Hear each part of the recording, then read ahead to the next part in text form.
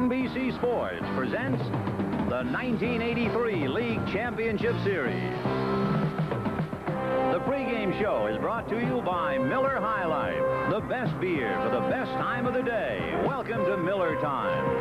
And by Xerox, managing information around the office and around the world.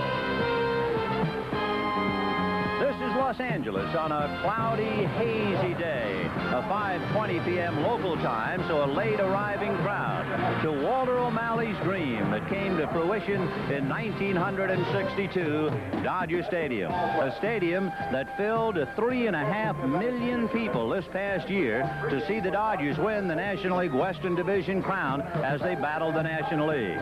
And tonight, the host ballpark of Game 1 of the League Championship Series.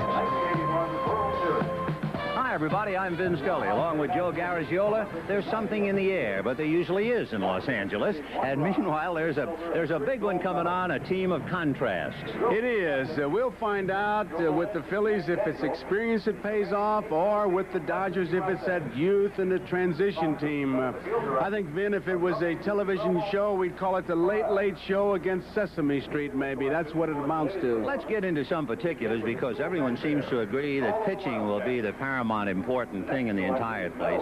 That would be the bullpens. It would appear as if Philadelphia is loaded and the Dodgers are a little thin without Steve Howe. I think they're going to miss Howe because Lasorda will not be able to set up that his bullpen for Philly pinch hitters. And when the Phillies go to the bullpen, they start with that big Al Holland, Mr. T, and he's tough, and Hernandez is tough. I think the Phillies have a big edge in the bullpen. And the Dodgers, meanwhile, are going to press a starting pitcher into relief, and that's quite a time to experiment. It is, but he has to do something. He's got to come up with the left-hander on that bullpen so Honeycutt will get his chance. Meanwhile, the Phillies come in here having played exceptionally well in September. The Dodgers floundered in September. Do you think that has anything to do with this game? No, sir. In 10 years, only one game difference.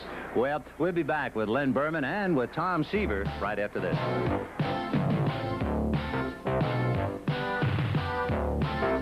Welcome back to Dodger Stadium in Los Angeles. It's a few minutes after 5 Pacific time.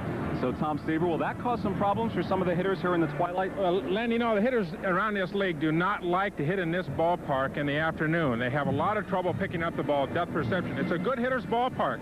Easy for home runs, a hard infield, a lot of base hits. Maybe not for extra base hits, but they like to hit here. As long as it stays overcast the way it is, it's not going to be as bad. But as a rule, hitters do not like to hit in this ballpark in the daytime, and they do not like to hit at left-handers during the daytime. We have 2 lefties tonight. Do you look for the first 3 or 4 innings to go rather quickly because of the twilight, a lot of strikeouts? I would think so. Anytime you got a Carlton and a Royce who's a power pitcher, you got to have a lot of strikeouts. You know, I reflect back to the All-Star game, 1967.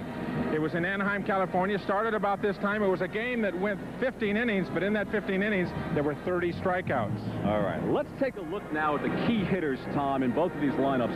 And with your pitching expertise, let's try to figure out how to pitch to these guys. And let's start with the visiting team, the Phillies. Well, you talk about the Phillies, man. There's no question the guy that you cannot let beat you. You know, you sit in the clubhouse meeting, you go over the hitters, say, listen, don't let Mike Schmidt beat you. What's his strength? I think his biggest strength is being able to hit the off-speed pitch well. He waits so extremely long because he's got very quick wrists. What's his weakness? Well, I think like any big, strong power hitter for me, weakness up and in and down and away. Pitch him high and tight, pitch him low and away. Don't give him anything good to hit. But Mike Schmidt, you might as well go ahead and walk him in certain situations because he will beat you. The next guy that comes to mind who's going to be playing every game in this series is Bo Diaz behind the plate. A dead high fastball hitter. He's not a good breaking ball hitter, but he will turn around that high fastball, and he can do it with anybody in the league. Can you make him look bad with breaking balls? You make him look very bad with breaking balls. Exactly right. Keeping the ball down, keeping the ball away. He's trying to make some adjustments to hitting the breaking balls, but he is definitely your old classic high ball, first ball, fastball hitter. Suppose Joe Morgan's in there. How about Joe? Joe is a classic middle-in fastball hitter. Middle-in fastball hitter. So when you pitch him middle out. And he's a fastball hitter. You pitch him soft stuff away. He looks for the fastball almost every pitch, and he looks from the ball from the middle of the plate in. So that's where his strengths are. How do you get him out? Away on the outer half of the plate. Curveballs, changeups, off-speed pitches. Paul Owen uses so many different guys, so many combinations. Who's one guy you fear? The Sarge, as he's known to his teammates, Gary Matthews. He's a very hard swinger. He's very aggressive at the plate. and does have some power. He can pop you out of the yard, too. So how do you pitch to him? I think you got to keep the ball up and in on it. Well, what do you mean you think? You're not sure about it? Well, I'm a little on the fence here. Listen, he is such a streak hitter. I mean, when he's hot, there is no way to get him out, Gary Matthews. When he's not hot, you can get him out with anything. But if there's one guy, let's say, offensively, I think on this field with the two teams that could swing it, the guy, let's say the guy you wouldn't expect it from, I'd gotta pick Gary Matthews. If he gets hot, he could be the difference of swinging it in the favor of the Philadelphia Phillies. All right, Tom, let's take a look now at the Dodger hitters. They have the old guys. They have a lot of rookies. Let's starting with Sachs. Steve Sachs at the top of that lineup is an outstanding leadoff. He's been right around that 275, 280 number all year in batting average. It's a dead high fastball hitter. Likes to hit the fastball. Not a good breaking ball, not a good and off-speed hitter. But if he gets in a situation to hit the fastball, he's going to get on base. Dodgers always have power hitters, always, historically. Well, the old pro for the Dodgers, who has not had the kind of year he's used to having, Dusty Baker. He's another high fastball hitter. I believe he likes the ball from the middle in. You usually can make a power hitter like a Baker look bad at times, can't you? Yeah, you can make a Dusty Baker look bad as you can make any hitter look bad. Also, any hitter can make a pitcher look bad when they do make their mistakes, because a guy like a Dusty Baker, if you get that breaking ball up in the strike zone, he's going to hit it out of the ballpark. How about the two rookies, Mike Marshall and Greg Brock, replacing Say and Garvey? Now, Mike Marshall likes the ball inside. He looks like he's an inside out here. Take the ball that's on the inside part of the plate, and he can hit it out strong. He can hit it out to right field. Greg Brock looks like he likes the ball away. Both of them fastball hitters. One likes it inside, one likes it away. All right, how about Guerrero? Well, the best offensive player on the Dodgers. Good young hitter, strong young hitter, right on top of the plate. I mean, it looks like if there's any one way to get him out, the straight change might be it. And it will be Steve Carlton going against them in Game 1, the lefty going here. Some people will say, why not John Denny? He's likely the Cy Young Award winner in the National League. Well, that's a good question. I think anytime, though, you have a Steve Carlton, I mean, lefty is a guy that's been through the wars, one of the best pitchers ever in baseball. You got to put him on the mound. You got to remember, Tuesday night, if this thing goes to five games, he's going to be your pitcher for you next Sunday in Philadelphia. So you know you have to have Carlton pitch twice for you if you expect to win. And Royce, another lefty going for the Dodgers. People around the country will say, well, why not Fernando? Well, it just happens to be that's the way the rotation worked out for the Dodgers. I mean, it was Royce's night tonight, tomorrow's Fernando. And I don't think the Dodgers are too upset that they have two left-handers going against the Philadelphia Phillies in this ballpark. All right, Tom, with your pitching knowledge, who do you think has the edge here? Well, I think it's a very even series, but I think one of the factors that is very important is that Steve Howe not in the bullpen for the Los Angeles Dodgers because of his problems away from the field. I think the edge swings pitching-wise, especially in a short series to the Phillies, with a very rested and a very productive Al Holland down through the month of September. I give my edge to the Phillies. All right, Tom. Well, coming up on our pregame report, we will take a fond look back at the regular season just completed, and we'll do it in song. And we'll do it in just a minute. I'm rapidly filling up now. October is upon us, so the regular season's now officially over. It featured strikeouts, no-hitters, pine tar, 4 new divisional champions. Here's our resident folk singer, Dick McCormick. This is the Talkin' 1983 Baseball Season Blues, all about a season that started out as cold as an umpire's heart. The guy who said April was the cruelest month must have been a baseball fan. 1983 was a year when sometimes things are just plain weird. You had your missing ball, your murdered bird, and for connoisseurs of the truly absurd, pine tar, a new addition to the lexicon of tedium. Of course, some guys just played baseball, like the pitchers. For strikeouts, you had Steve Carlton trying to stay on a seesaw with Nolan Ryan. You had guys throwing spitballs or whatever they used, and from time to time, some guy got accused of throwing a beanball. Here comes the peacekeeping force. Of course, some guys just played baseball. Some guys pitched no-hitters. Lee Elia got canned for running at the mouth. George Bamberger quit before his health gave out. But Pat Corrales put his men on their pace and came up with a team in first place. So they fired him. Then there's Rene Latchman. Is this what they call grace under pressure? Of course, some guys just play baseball, but while we're on the subject of steely self-control, Earl Weaver might be gone, but his tradition carries on. So mirror, mirror on the wall, who's the hottest head of all? It's just too close to call, but Lee Elia, Rene Latchman, Pedro Guerrero, and of course, Billy Martin. Here's Snarling at You, Kid. Not George Steinbrenner, though. He was a pussycat, which brings us to the next verse, which is all about surprises. The world champions fell apart. Reggie Jackson broke our hearts. The Yankee management stayed the same, and the American League won the All-Star game. I thought there was something in the rule books about that. Doesn't the National League always win the All-Star game? Well, this race or that race comes down to the wire. The autumn looks like it's on fire. You got a funny feeling watching this game because you know it'll never be quite the same without Gaylord Perry. Johnny Bench, Carl Yastrzemski, guys who more or less define what it means to play baseball. So it all comes down to the playoffs. The Orioles have Lord Baltimore grinning. The White Sox have taught us something about winning, that even when it's ugly, it's beautiful. The Dodgers finally found the sunshine. In Philadelphia, they beat Father Time. They don't call it Veterans Stadium for nothing. That's for sure. And where there were once 26 teams, there are now just 4. In a couple of minutes, 2 of those teams will take to the field in the hopes of realizing their dreams, a chance to play in the 1983 World Series. And that'll do it for the pregame report. I'm Len Berman. Thanks for watching. Coming up, Joe and Vin with Game 1 right after this report from NBC News. This is NBC.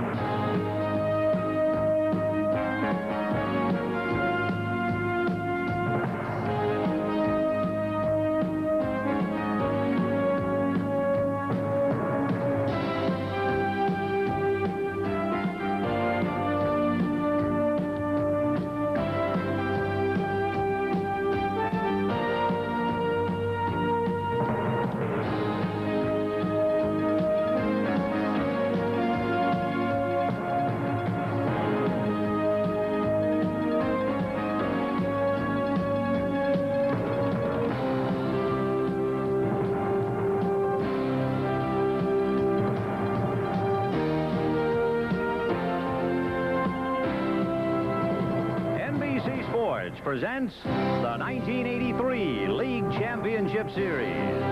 Brought to you by Miller High Life, the best beer for the best time of the day. Welcome to Miller Time. By Ford and your Ford dealer. Have you driven a Ford lately? By Gillette Atra Razor, the twin blade razor that pivots for a close, comfortable shave. And by Xerox, managing information around the office and around the world. Dodger Stadium, the scene of Game 1 of this National League Championship Series. The Phillies going with 4-time Cy Young Award winner Steve Carlton, and the Dodgers answering with a left-hander of their own, Jerry Royce. Hi, once again, everybody. I'm Vin Scully along with Joe Garagiola, and they have held this series up to the light like an X-ray, Joe. And the one thing I guess we failed to talk about, the fact the Dodgers have beaten the Phillies 11 out of 12 times this year. In your mind, does that mean very much? Means absolutely nothing. In 10 years, the Dodgers have won 58, and the Phillies have won 56. That's pretty close. And ball players are great in coming up with reasons why certain things happen. The Dodgers can't feel an edge. They can't be overconfident. And the Phillies are simply saying, hey, they caught us when we were cold. You've got to do it right now. One thing, too, everybody's making the point that the Phillies are the old team and the Dodgers are the kids. There are 18 Dodgers with World Series experience, and there are 11 Phils. So, in a sense, maybe we've been looking in the wrong direction. We'll go to Nick Nixon for the introduction of all the players involved in the League Championship Series right now. At this time, let's meet the Eastern Division champion, Philadelphia Phillies.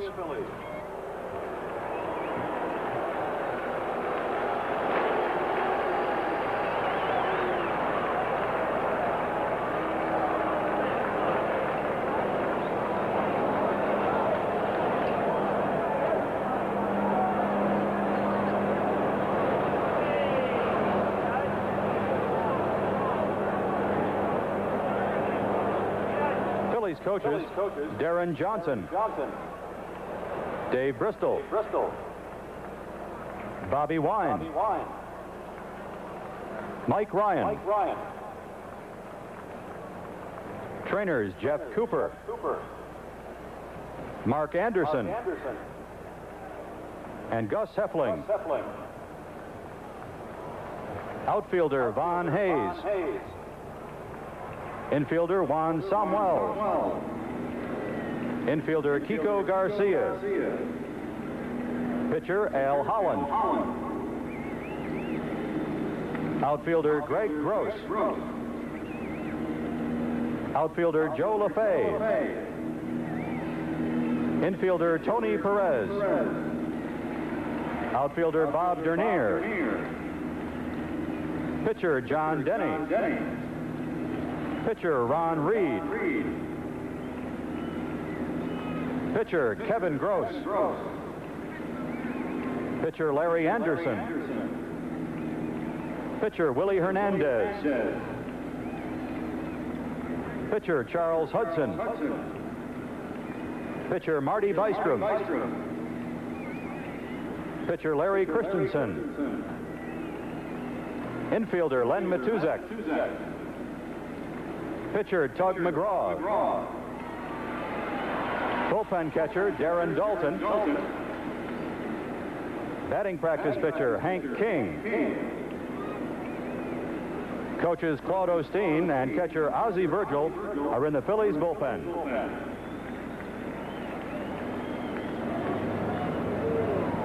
The manager of the Phillies, Paul Owens.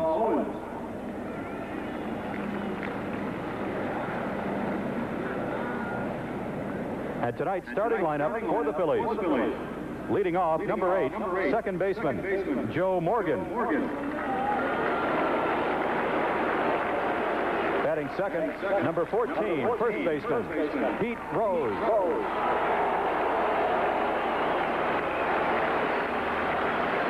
Hitting third, number 20, third baseman, Mike Schmidt.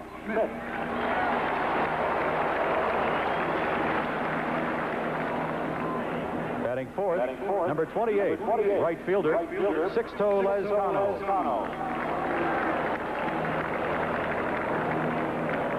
Batting fifth, number 34, left fielder, Gary Matthews.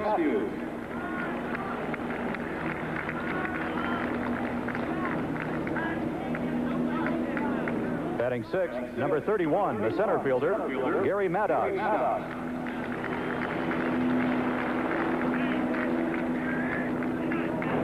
Hitting seventh, number 6, the catcher, Bo Diaz.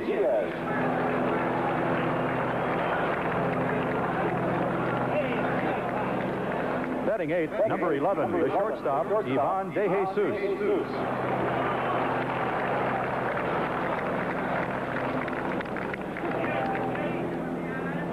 And in the bullpen, batting ninth, number 32, the pitcher, Steve Carlton.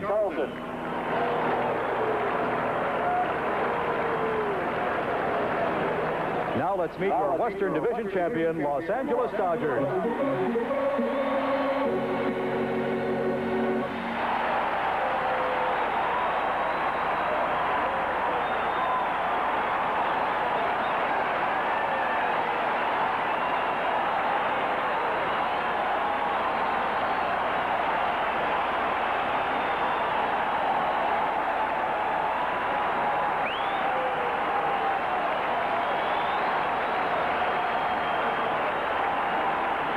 Dodger coaches, Joe Amalfitano,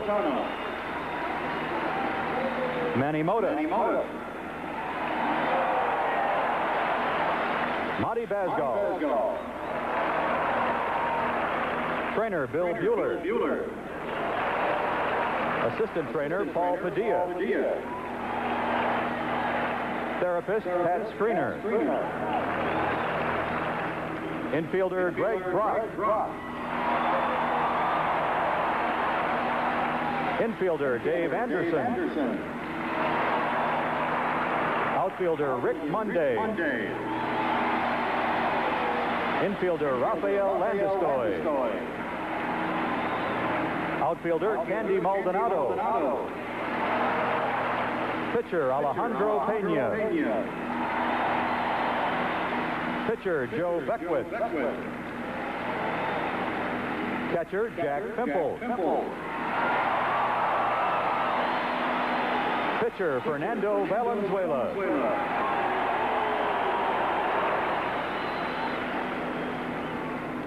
Pitcher Bob Welch. Pitcher, Pat Zachary. Pitcher, Rick Honeycutt. Catcher, Jose Morales. Pitcher, Bert Hooten. Pitcher, Tom Nietenfuhr. Pitcher, Oral Hershiser. In the bullpen, coaches Ron Peronowski and Mark Cressy.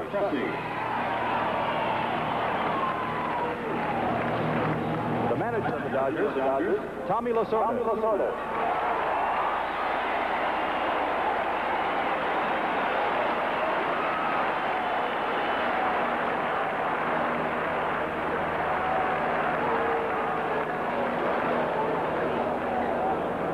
And now let's welcome the Dodgers starting lineup. Leading off, number 3, second baseman, Steve Sachs.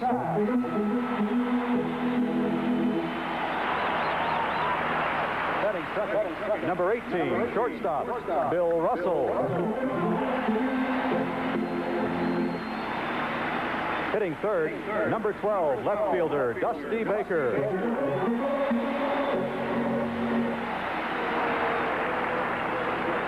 Batting fourth, number 28, third baseman, Pedro Guerrero.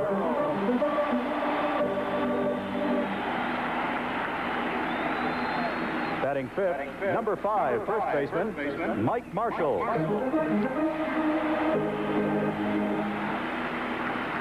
Hitting sixth, number 7, the catcher, Steve Yeager.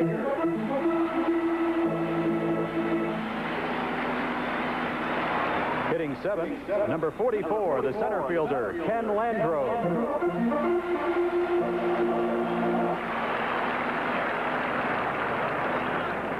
Batting eighth, number 30, right fielder, Darryl Thomas.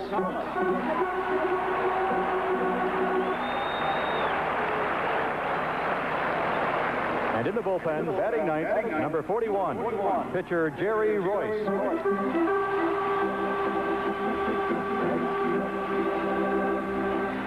Ladies and gentlemen, our color guard this evening is from the Los Angeles Area Council of the Boy Scouts of America, representing 5 levels of scouting. Sharif Dumani, Tiger Cub Scout. Mark Lorraine, Cub Scouts. Eric Simeon, Boy Scouts. Charles Kim, Varsity Scouts. And Zachary Terrell, Explorers.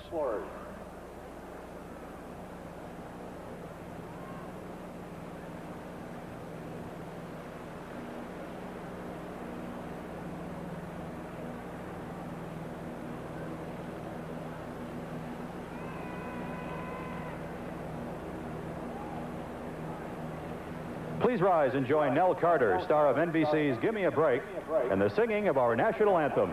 Nell will be accompanied by Helen Dell at the Hammond organ.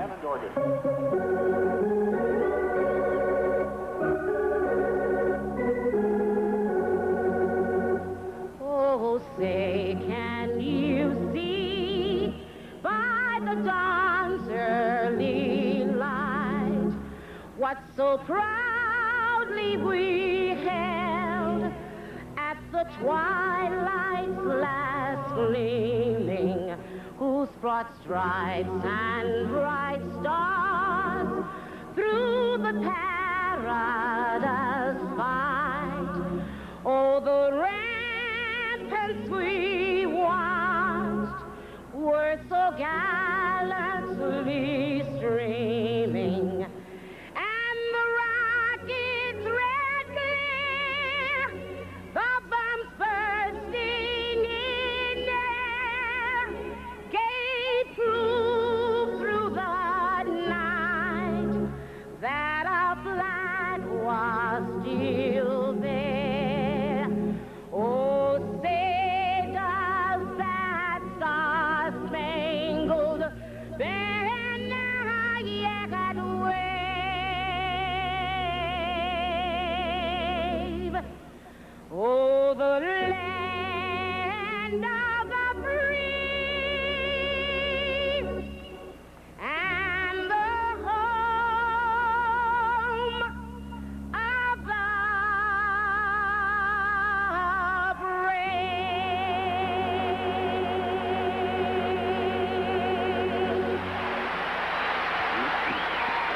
Carter singing our national anthem on a hazy, somewhat overcast early evening here in Los Angeles. The lights are on, and upcoming Game 1 of the League Championship Series between the Phillies and the Dodgers right at Dodger Stadium, a ballpark that was built and opened in 1962.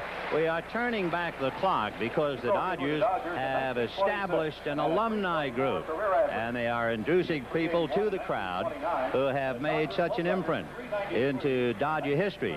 And as you see, white-haired Duke Snyder and wheelchaired Roy Campanella, it reminds me to remind all the good folks in the borough of Brooklyn that on this 4th of October, as Babe Herman is introduced to the crowd, this is the anniversary of the first, and as it turned out to be, the only championship ever delivered to the borough of Brooklyn when Johnny Padres beat the Yankees 2-0 in 1955 on this date. Doesn't seem possible. We see Wes Parker in a tan jacket and Tommy Davis, but on the far left, this will bring back memories, Van Lingo Mungo. So there they are, representing all of those Dodgers, both Brooklyn and Los Angeles, who wore Dodger livery. And it's a nice touch to open up the League Championship Series, particularly on that anniversary. This is also an anniversary, ironically enough, of the first League Championship Series, when the 1969 Mets beat Atlanta and Baltimore beat Minnesota to become the first divisional champions on this date back in '69. So the young and the old, the very much past, and those who belong very much in the present here with us. And of course, for Roy Campanella, he has been very, very ill. And looking on, certainly a Cinch Hall of Famer who will never be forgotten in the annals not only of Cincinnati and Philadelphia, but wherever baseball is played, and talked about the great Pete Rose. He makes no bones about it, Vin. He's going to show people that he can still play, and he has been taking extra batting practice along with Tony Perez, and they want to show that they're ready. In a sense, as you look at Tommy Lasorda, this is the Gussie Busch matchup, because both Carlton and Royce were each signed originally by the St. Louis Cardinals. They were teammates on the 1970-71 Cardinals, but as the '72 season approached, Cardinal owner Busch ordered them traded. They wouldn't agree to new contracts, and so Carlton, who was then 27, went to Philadelphia for Rick Wise, and Royce, 22, went to Houston for Scipio Spinks. And here they are now, all those years later, going head-to-head at Dodger Stadium in Game 1. The Dodgers taking the field, so Joe, let's take a look at them. There's a defense. Guerrero will be at third base. Russell, he is the staple as far as the infield. Sachs, who had throwing problems, will be at second base. Marshall is at first base. And in the outfield, the key man has to be Landreau, and Thomas in right field. Baker's got some injuries, but he's in left field. Landreau in center. Thomas is in right field. Yeager is the catcher, and Yeager is playing probably over Fimple when you talk to Lasorda, because Tommy feels that Fimple wouldn't have much of a chance against Carlton. Royce, who relies heavily on fastballs, is the pitcher. Jerry Royce is 2-5 in postseason play, including, would you believe, 0-4 in the playoffs. That's a major league record for most career losses in the playoffs. However, he was 2-0 in 2 starts against Philadelphia this year. Royce had an odd year. He didn't win in 11 starts with a tender elbow between the end of May and August the 16th. And then he came roaring back, and he was a solid fixture on the mound when the Dodgers needed him to win the Western Division. We're watching him throw curveballs. Now he motioned to go to second base. The curveball would be the weak pitch. There's the pitch that's going to get him to a victory, if it is to be so. And that's that fastball that he can sink, or he can sail inside the right-hand hitters. He does not throw a slider. His problem comes when he blocks himself out and the upper part of the body moves ahead of the bottom half, and then he's in all kinds of trouble. But here we go. Morgan, as he usually does, takes an inventory, gets himself ready, and we are underway. Well, Joe Morgan, who celebrated his 40th birthday with a big explosion of a couple of home runs, has the habit of high drama. He beat the Dodgers on the final day of the season last year, takes his bite. He's the only National League player to hit a home run in his first championship series at bat. That was back in 1972 against Steve Blass. 0-1. In there, strike 2. You notice Steve Yeager.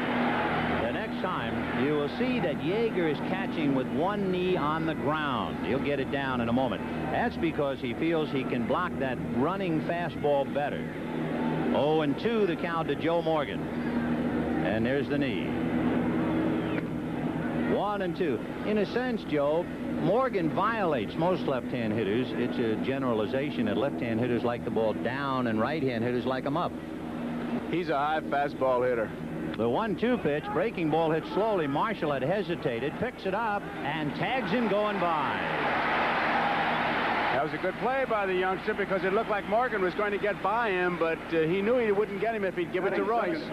So with one out, here comes the great Pete Rose. Take another look at the play. Royce gets out of the way, and wisely so, and Marshall makes the decision and just does get him. So Morgan retired on a ground ball to Marshall, and here is Pete Rose. You know, when you look at the Philadelphia Phillies, 5 of the last 10 MVPs in the league are on this ball club. Rose in 73, Morgan in 75 and 6, and Mike Schmidt in 80 and 81. They really come here with impressive credentials. Ball 1. Rose, the busiest man of all in League Championship Series. It's his 7th. 1 ball and no strikes. High fly ball up into that gray, and let's see what Darrell does on his first chance. Basket? Yep. However, the basket is at the belt buckle. We have seen him catch him below his left kneecap, and he has become a little cause célèbre here in town.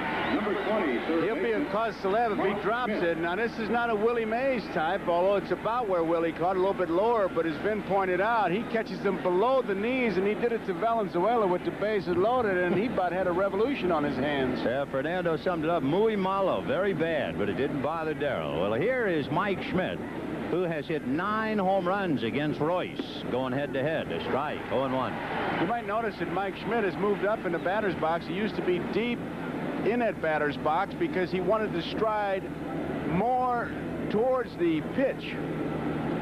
Strike 1, fastball, and you're going to see a lot of those, I believe, not only this time of night, but also the fact that is Jerry's best pitch. 1-1 to count.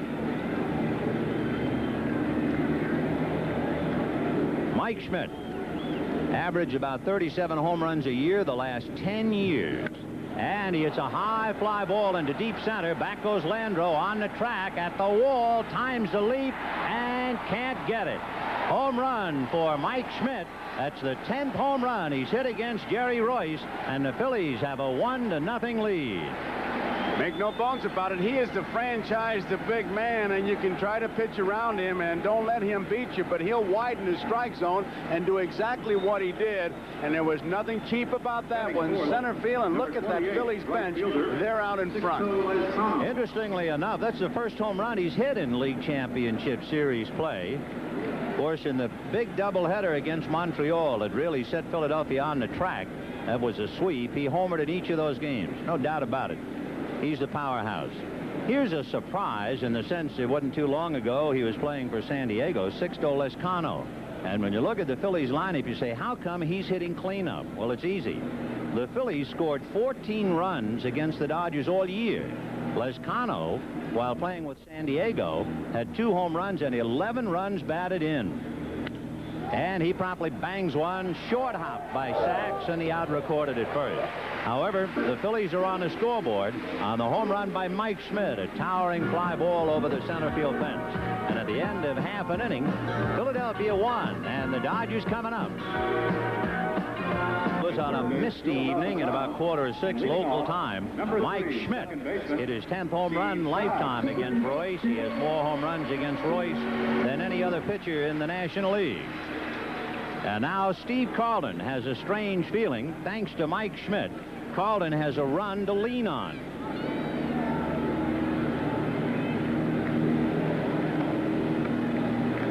Carlton 0-2 with the Dodgers, and in each game the Phils did not score a run. So he finally finds out what it's like to have a run, and he's leading 1-0 as Sachs starts it off. You can bet that Schmidt said, there's your lead, big guy. Hold it. So we'll see about the famous Carlton slider. And the first pitch, a chopper in the hole, backhanded, knocked down by DeJesus. No play. So Sachs opens up with a base hit. We don't have to tell you that Sachs can run, but Carlton probably has one of the better, if not the best move in baseball. The umpire's watching very closely. He led the National League in walk with 9, but he has a good move. The key, I think, Joe, to Carlton's move is that left leg as he swings it. If he swings it across the imaginary line of the pitching rubber and then comes to the plate, that's okay. If he doesn't cross that imaginary line, then goes to first base, he has a habit of leaning to try and confuse the runner. And that's the big reason why all those balks have been called. I think he also might lead the league in pickoffs. So Sachs, with 55 stolen bases, will be sorely tested here. Strike to Bill Russell, 0-1. Those 2 throws he made to first base were not his good moves. They were just kind of like decoy moves. Now, one of the things that lefty has to do is when he breaks his hands, he has to really make the full turn. And many times with people on at first base, he doesn't get that full turn and gets in a little bit of trouble. But he's got a good one. Sachs held on by Pete Rose. Then you have Joe Morgan at second, Ivan De Jesus at short, and Mike Schmidt at third. The outfield, Gary Matthews, Gary Maddox, Sixto Lezcano. That's Bo Diaz behind the plate. That's going to be close, and he got it. He had him leaning, and Sachs couldn't get back as Carlton picks him off. 1-3.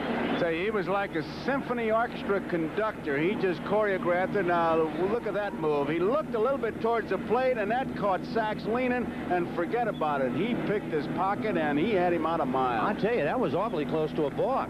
Every move he makes is close to a balk. Any good move is close to a balk, but they didn't call it, and he's out. 1 ball and 1 strike, the count to Bill Russell. And Lasorda is angry. He's walking the length of the Dodger dugout, and he's chewing on the third base umpire, Lee Wire. In fact, we should tell you the plate umpire is Terry Tater. Dick Stello at first, John McSherry at second, and Lee Wire at third. Popped in the air, foul. Rose coming over, no play. Then in all the years I've been around baseball, I don't think I've ever seen a guy get picked off when the other team didn't say balk. They always claim balk, but it's too late. 1 out. 2-2 the count to Russell, and he's badly fooled and strikes out. Let's take another look, Joe, at that pickoff and see how close to a balk he really came. Batting third, Sachs, you can see him leaning, and here's the throw, and notice that it's nice and low where Rose can handle it. And I tell you, there's 2 wacky plays. It looked like a balk, and it looked like he was safe. So I guess the camera lies, huh? You'd have to look at it because I look on that scoreboard, and that's where it counts. 2 down. Here's Dusty Baker, and he hits a high fly ball into left center, but it's playable. Gary Maddox, with 8 consecutive Gold Gloves, puts that in the ball bag easily. So the Dodgers are done despite the leadoff base hit by Sachs. And the score at the end of an inning, thanks to Mike Schmidt's home run, the Phillies 1 and the Dodgers nothing. Watch Carlton's head, and you can see when he starts towards right there is when he's got Saxey leaning, and now he's got him picked off. He's got him with the fingers in the cookie jar. And now Jerry Royce pitching to Gary Matthews in the second inning, and Matthews takes high, ball 1. You look at Gary Matthews, and the Giants have to look and shake their heads. You realize 10 years ago they had Matthews, Maddox, and Bobby Bonds in the outfield. High fly ball to center, but Landreau will handle this one. So Matthews, fly ball to Kenny Landreau, 1 away here in the second inning. In case you joined us a little late, Mike Schmidt hit one in the seats, and the Phillies lead 1-0. Number 31, the center fielder, Gary Maddox. Gary Maddox coming up. Off year for Gary. He never had less than 50 RBIs for 10 years, but this year, as you see, he had only 32. A marvelous defensive outfielder. Slow breaking ball, ball 1. He's one of the few players that would rather talk defensive strength than hitting. 1-0 pitch on the way, and that's fouled away off to the right, out of play.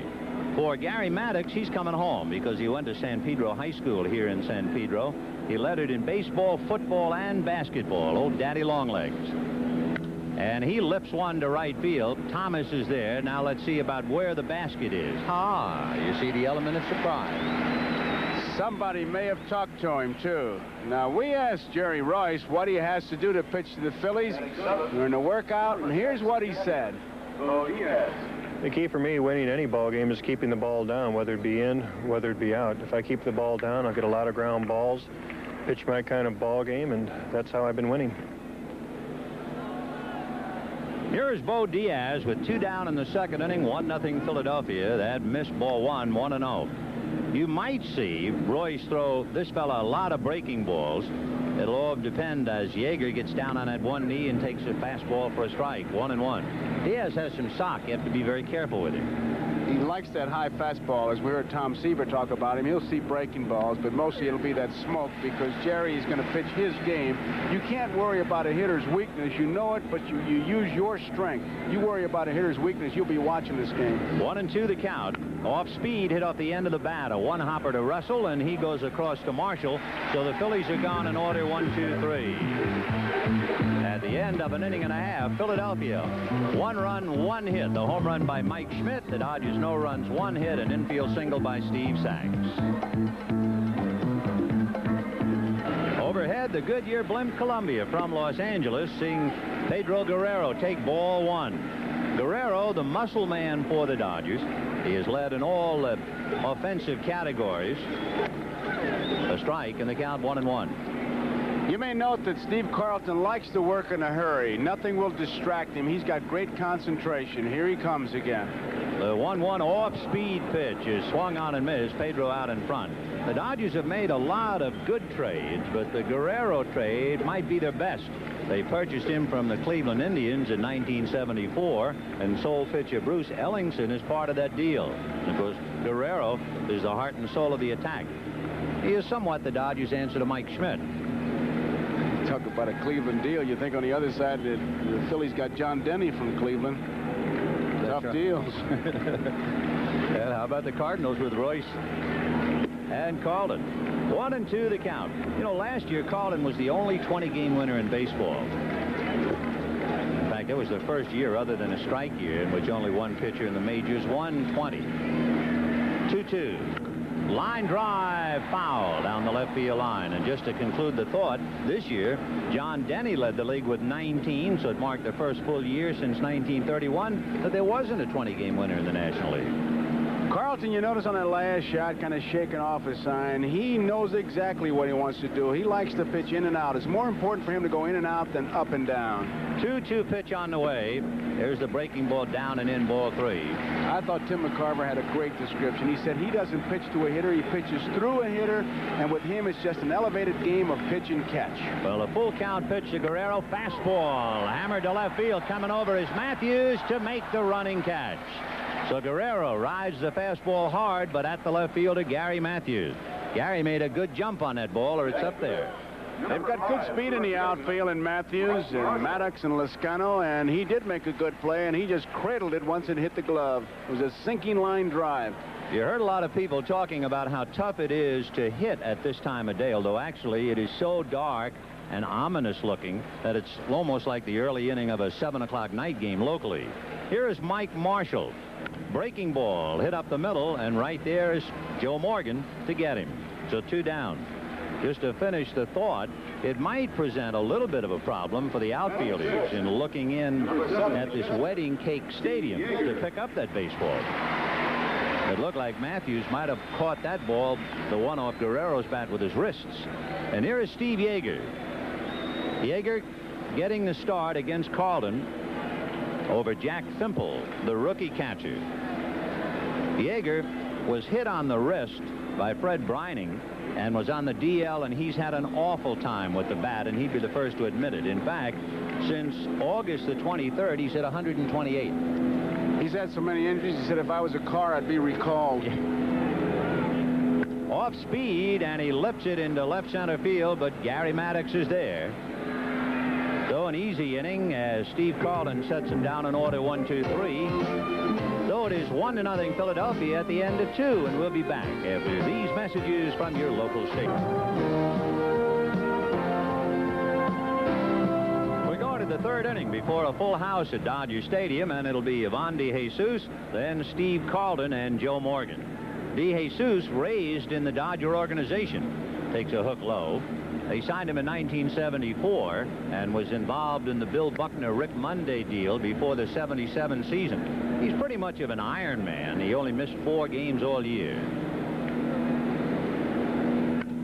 High pop fly into shallow right center, and it'll be Darrell Thomas calling. An orthodox catch, one away. Steve Carlton coming up, and he is a good hitting pitcher. That he is, and I'll tell you, that's one of the things that Yeager will remind Royce. You better not let up on Lefty. He'll pop one out of here. In fact, Carlton and Don Gullett are the only 2 National League pitchers that hit home runs in a league championship game. Carlton hit a 3-run shot off Don Sutton right here in Los Angeles. And the thing about Carlton is he normally makes contact. In other words, he strikes out about 20% of the time, which is very low for a pitcher. He had 19 hits during the regular season. But, of course, he's battling a left-hander, Royce, in the count 0-2. When you see Yeager give the sign, the first sign that he gives is the pitch. The second thing he does is the location. That was a fastball, the outside part of the plate. 0-2 the count. And the fastball blows him down, so it's a different story. And for Royce, his first strikeout as Carlton goes down.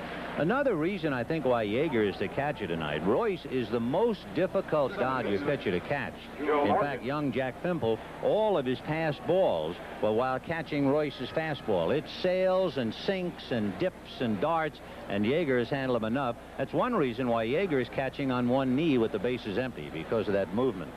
And you can't call for a ball to sail. You think that with a right-hand batter, Jerry will sail it, but if he decides to sink it, you better know it. And I'm sure Yeager makes up his mind as the ball is coming towards the plate, much like a hitter. Little Joe backs off and takes a strike in the count 0-1. Look at those numbers. Boy, did he come alive. 1-1. In fact, he became an inspiration for the Phils. As the Phillies won 11 straight, Morgan seemed to ignite the fire. Line drive down the right field line, foul out of play. I like his confidence. He said, I've never had a bad September. And his players give him a lot of credit. In fact, Gary Matthews says that Morgan, coming down the stretch, taught us pride and reaching, how to reach. Well, you know, when you look back over the last 11 years, Morgan knows what it's like to be on a winner. 7 first-place teams, 3 seconds, and a third. Ground ball to the right of Sachs. Steve goes in time. By the way, in case you're wondering, he has only made a throwing error on August the 5th, not since. And at the end of 2.5 innings, Phillies 1, Dodgers nothing. Bottom of the third, 1-0 Philadelphia on Mike Schmidt's home run. Now it'll be Kenny Landreau, Darrell Thomas, and Jerry Royce. Landreau, with a career high of 17 home runs, has been hobbled by a bad left leg. Of course, you'd be hobbled, too, if Nolan Ryan hit you with a 95-mile-an-hour fastball, even if it bounced once. And Carlton pitching is not going to help your healing any either. Half swing, that'll fool him for a strike. All of Landreau's 17 home runs have come against right-handed pitching, which points up a rather glaring weakness in the Dodger attack. Strike one pitch on the way. Blowing outside. The Dodgers against left-handers are 9-21. The Phillies are just about break even. They're 1 under 500 against left-handers. See him flinch on that breaking ball. He got his head out of there and the bottom dropped in. That's the big breaking ball that Carlton throws. His bread and butter pitch is the slider, and he has such incredible arm strength that he throws what is called a tight slider, and the rotation is just something else. 1-2 the count to Landreau. And down he goes. Second strikeout for Steve Carlton. Mike Schmidt talks about the way to hit Carlton's slider is to have discipline and lay off the one that's out of the strike zone. Now, here is one out of the strike zone, but when you got 2 strikes on you, you can't be that choosy. His strikeout slider, as pitching coach Claude Austin described it, said it looks like a slider all the way, and it drops. And that's the one that if you take it, it's a ball, apparently, because Schmidt says, I can't understand how they ever hit Carlton when he's going good. But obviously some people do. Well, here's the Dodgers' #1 utility man playing right field tonight, Darrell Thomas. He hit 2 home runs in 10 days in September after not hitting one for more than 2 years. Pretty hard to explain. There's ball 1. Darrell has always wanted to play a game where he would play every position in the game. He's played every position but pitch in his career. He also wants to sing the anthem. The 1-0 fastball is lined to center, base hit. So the Dodgers get their second base runner. So for Darrell, he only had one other at-bat in League Championship Series play against the Expos. He got a base hit there. And now here's Jerry Royce. Royce is a good hitting pitcher. Schmidt at third base is in tight. He's looking for a bunt with only one out. He is also about the best bunter on the Dodgers staff. But again, he's now bunting against Carlton. He better make that bunt if he is indeed bunting towards first base, because Mike Schmidt is really in on top of him. So Royce checking with Joe Malfitano coaching at third. The Dodgers sputtering anyway offensively against left-handers, playing for a run here to try and get even. And there's the bunt. Back to get it is Carlton. He'll throw to Morgan, and the sacrifice works.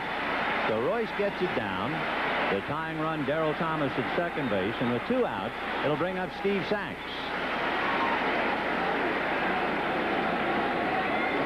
You know, it's interesting to talk about Steve Carlton, the 4-time Cy Young Award winner, as last year's Rookie of the Year is coming up.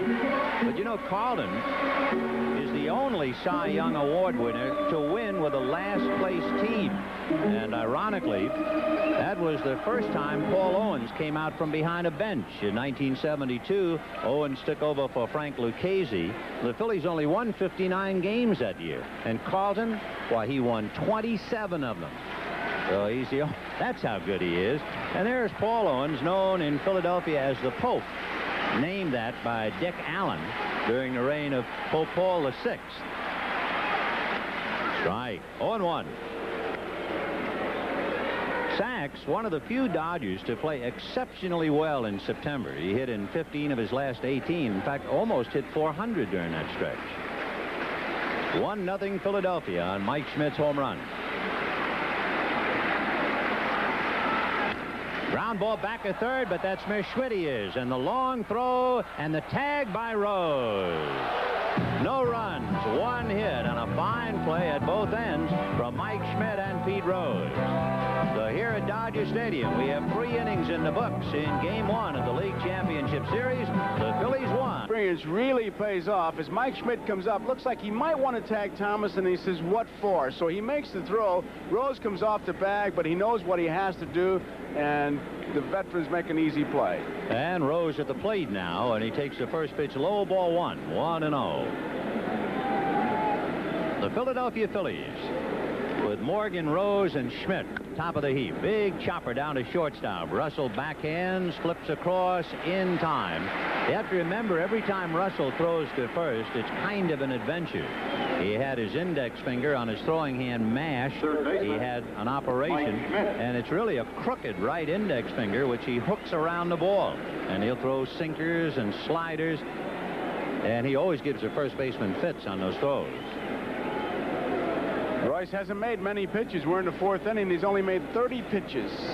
Boy, we're really moving along. 1-0 Phils, 1 out in the 4th.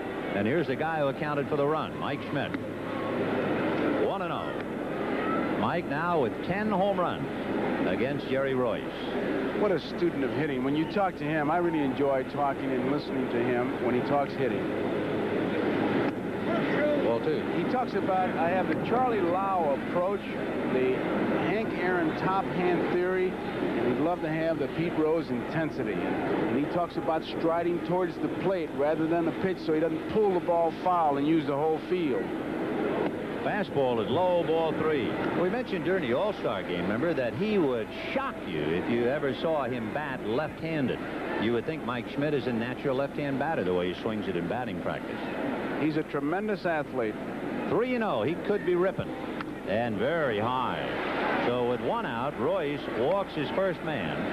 And the batter will be Sixto Lezcano. And that's what Tom Seaver was talking about before the game. Don't let him beat you. They tried to pitch to him the first time, and he stuck around up on the scoreboard. This time they just pitched around him. So we'll see about Lezcano now. Last time we saw Sixto when he was with San Diego, he hurt his back playing with his children. As you can see, 11 RBIs. He wore the Dodgers out, and that's one reason why Paul has him in the cleanup spot tonight.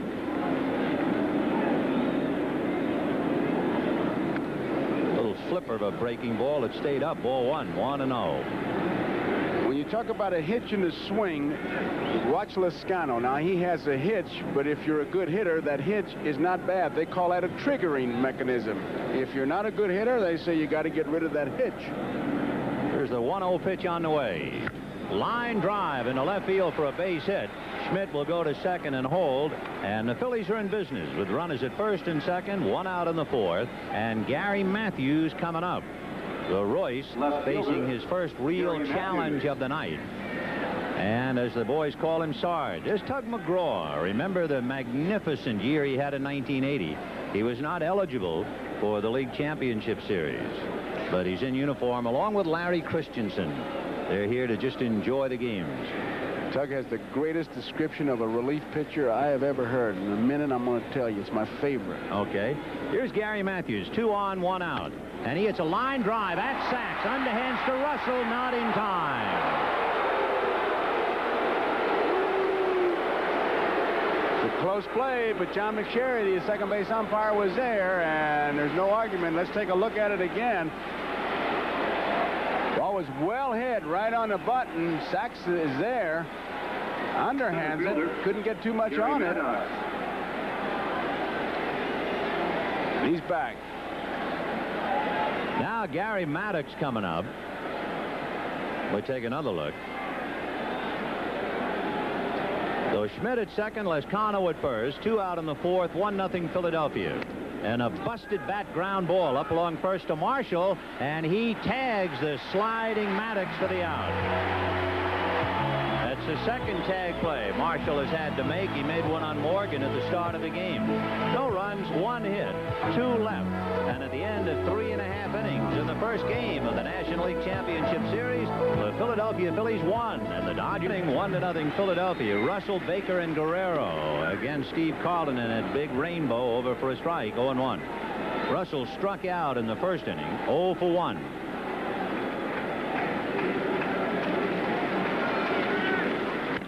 High chopper to the right side. Morgan backing up, and the ball takes a kangaroo bounce into right field. No way to explain it.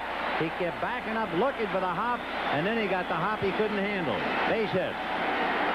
And Vin, I kept my eyes on Steve Carlton, and he reacted like Morgan had come up with that ball. There was no show of anything. Morgan didn't have a chance once he took a bad hop.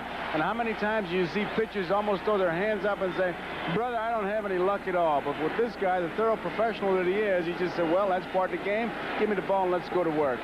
Oh, we'll see about Dusty Baker going to work now with Russell at first. Nobody out in the 4th. 1-0 Philadelphia. And it's low, ball 1, 1-0. Russell is a threat to go, even though he only has 13 stolen bases. 5 of them are against Philadelphia. We'll see if he reads Carlton or not, with the Phillies leading 1-0. And Carlton coming over there. He's tough to run on, I'll tell you. If they're going to run, they'll have to start with plays, hit, run and hit, what have you. But straight steal is a tough decision for Lasorda tonight against Carlton. They've already been burned. Sachs picked off. Ball 2 to count to Dusty Baker. You know, when the Dodgers beat Philadelphia 11 of 12 times this year, this is hard to believe, but in the 11 Dodger victories, you know, the Phils only led in 1 inning of those 11 games. So for Carlton, who never got a run, he's got a big lead, 1-0. So you keep an eye on Russell, 2-0. Baker, big postseason play hitter. He's hit .375, and he has 2 home runs. They both came against Philadelphia back in '77. Fastball is hit to center, but Maddox coming up after hesitating a moment and picks it off. So Baker lines out to Gary Maddox in center, 1 down, and now that'll bring up Pedro Guerrero.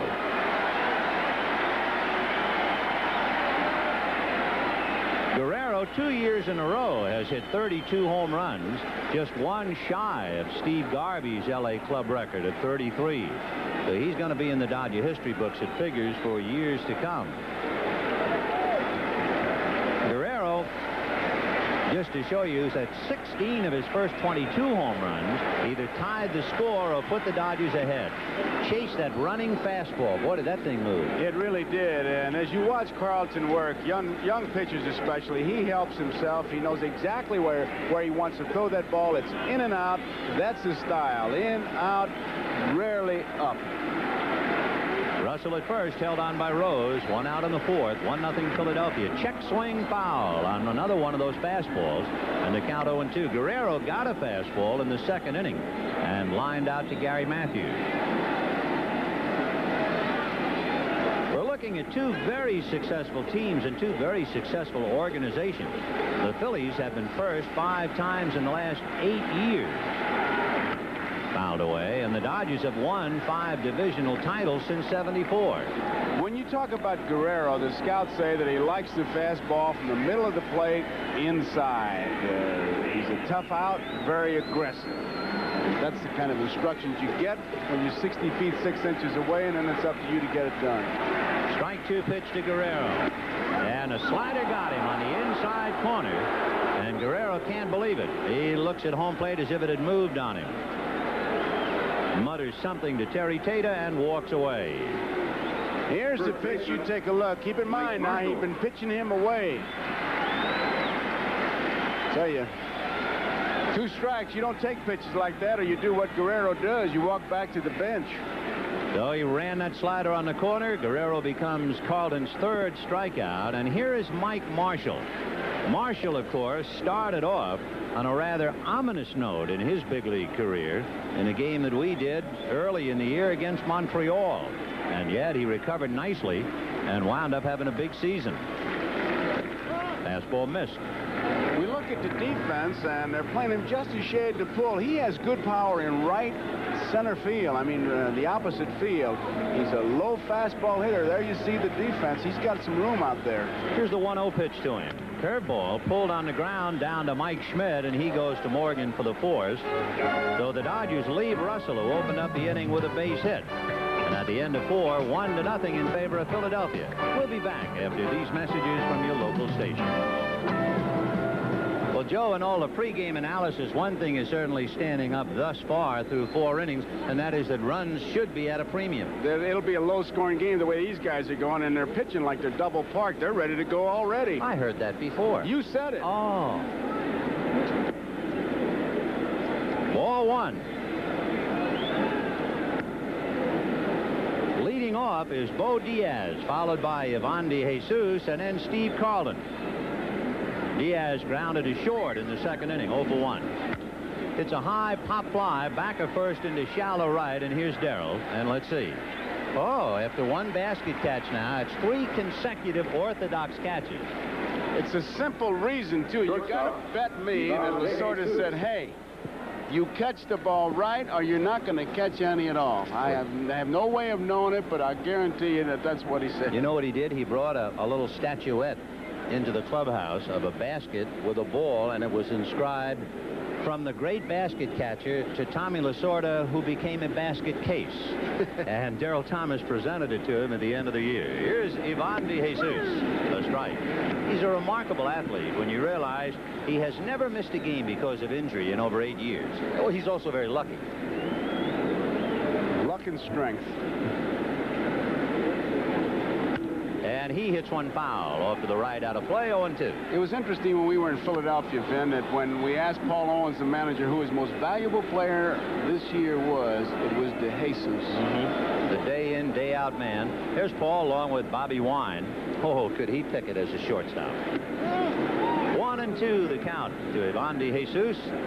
Steve Carlton to follow. Paul wants to go back to being a general manager, though. I don't blame you. Fastball, and that's hit foul, and the count remains 1-2. How'd you like to have been in the neighborhood when he made the Von Hayes deal? He worked so long and so hard, he never had a chance to take his uniform off.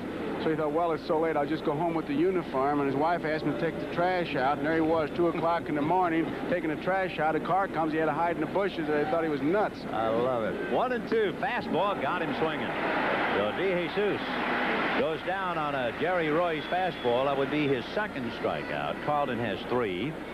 And with 2 out, Carlton coming up. So the former teammates of 1970 and 71 with St. Louis eyeballing each other now. You know, the Phillies made some great trades, getting Joe LaFay from San Diego, Gary Maddox from San Francisco, Gary Matthews from Atlanta.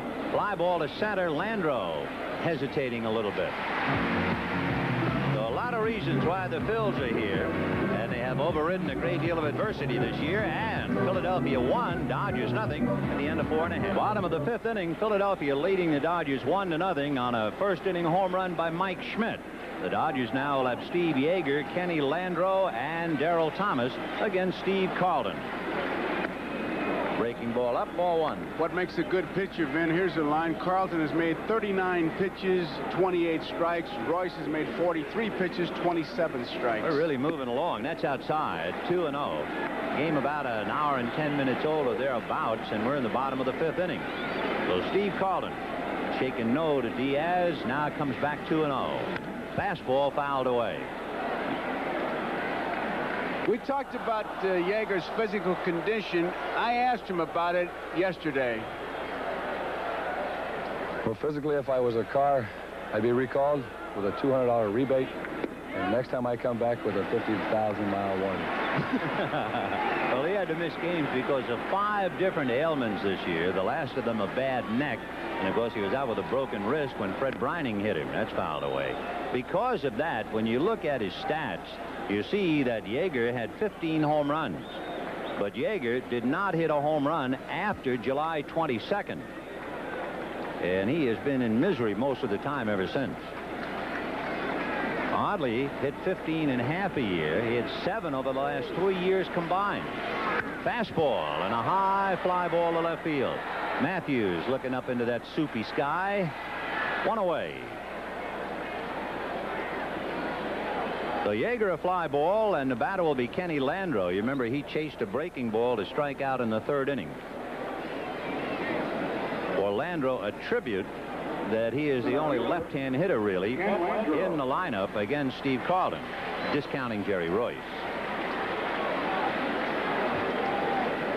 One thing for Landreau, he knows where he's going to be for a while. He signed a new 4-year contract in August. Takes a strike.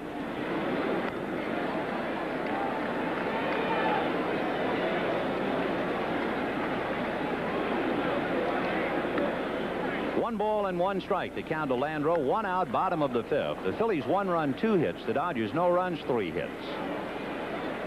1-1. Breaking ball, little nubber back to Carlton. He'll just lob it to Rose, and the Dodgers have 2 down in the 5th inning. High above the Goodyear Blimp Columbia from Los Angeles, California. The pilot is Captain Joel Chamberlain from Norwood, Massachusetts. Joel, a 14-year veteran with Goodyear. He has over 10,000 hours flying the blimp. It was interesting watching Carlton pitch to Landreau. He would not give him any hard stuff. It was the breaking ball, and he got the little nubber. The time before that, the only hard slider he threw him was for the 3rd strike. And Carlton has allowed only 3 hits while striking out 3. He has not walked anybody. The Dodgers unable to get a man except Thomas to second base on a sacrifice. And here's Darrell now. Ground ball, a big hopper into left field. So as far as Thomas is concerned, he loves the LCS. He's 3 for 3 lifetime. That's a big base hit, because in that 8th slot, your manager loves it when you get that base hit anytime, but especially with 2 outs, because if nothing else, you get the pitcher out of the way, where you can have your leadoff man leading it off in the 6th for you. It was just a high hopper. Mike Schmidt couldn't get it. We call him seeing eyes, and it's a base hit. As simple as all that. There comes Jerry Royce. You remember in the 3rd inning, Royce sacrificed. He got Thomas to second base. There you see the note about Jerry's strength. In case you care, the pitcher was Nino Espinosa. Waved at that breaking ball. Here's the test of the good pitcher to the extent of concentration. Here's where you don't want to let up. You just want to step on him. You want to be sure to get Royce, and Carlton is thinking one thing: strike out. 0-1 the count to Royce. Breaking ball, and he has him 0-2 now. This will be the tip-off right here. Is he going to work on him? Why waste the pitch? Go out and get him right now. And you can see, as Carlton bears down, Royce bears down, but Carlton's got the hammer right now. 0-2 to Royce. 2 out. Thomas at first. Bottom of the 5th. Phillies 1, Dodgers nothing. And got him on that little breaking ball. That's 4 strikeouts for Steve Carlton. The Dodgers unable to muster anything against him. No runs, 1 hit, a man left. At the end of 5, the Phillies 1, the Dodgers nothing. And coming up for Philadelphia, Joe Morgan, Pete Rose, and Mike Schmidt. Well, it figured to be, and it is. A tough, low-scoring ball game. The Phillies 1, and the Dodgers nothing as we go to the 6th inning. Mike Schmidt's first inning home run is the difference. Joe Morgan, Pete Rose, and Mike Schmidt. I guess both items go together. At 5 feet 7 inches, Morgan is the smallest player in the National League, and he has more walks than anyone in National League history. So he doesn't give you much of a strike zone. He is grounded to first and grounded to second, 0 for 2. He not only doesn't give you much of a strike zone, he controls it so well. That strike zone is about the size of a belt buckle, and if you get it in there, he can whack it. Well, Royce ready to start him now. Fastball fouled away. Of course, the greatest recipient of walks in baseball history is the man I know you would immediately think of, and that would be Babe Ruth. But little Joe, he's right there in the high rent district. You know, he was originally signed by the Houston Colt 45s 20 years ago, having just celebrated his 40th birthday. Lifts one foul off third. No play for Guerrero. That's back into the seats. That was a good shot of what I was talking about before, that center field shot, when you saw Yeager give the fastball sign and point to his left leg. That meant that he wanted the ball out there. The first sign is the pitch. The second indication is the location. You know, you got to have a lot of courage to catch anyway, but especially on one knee. Now, you notice he's not catching that way. There's a ball hit down to the right side to Sachs. Over to Marshall in time for the out. That was pretty close.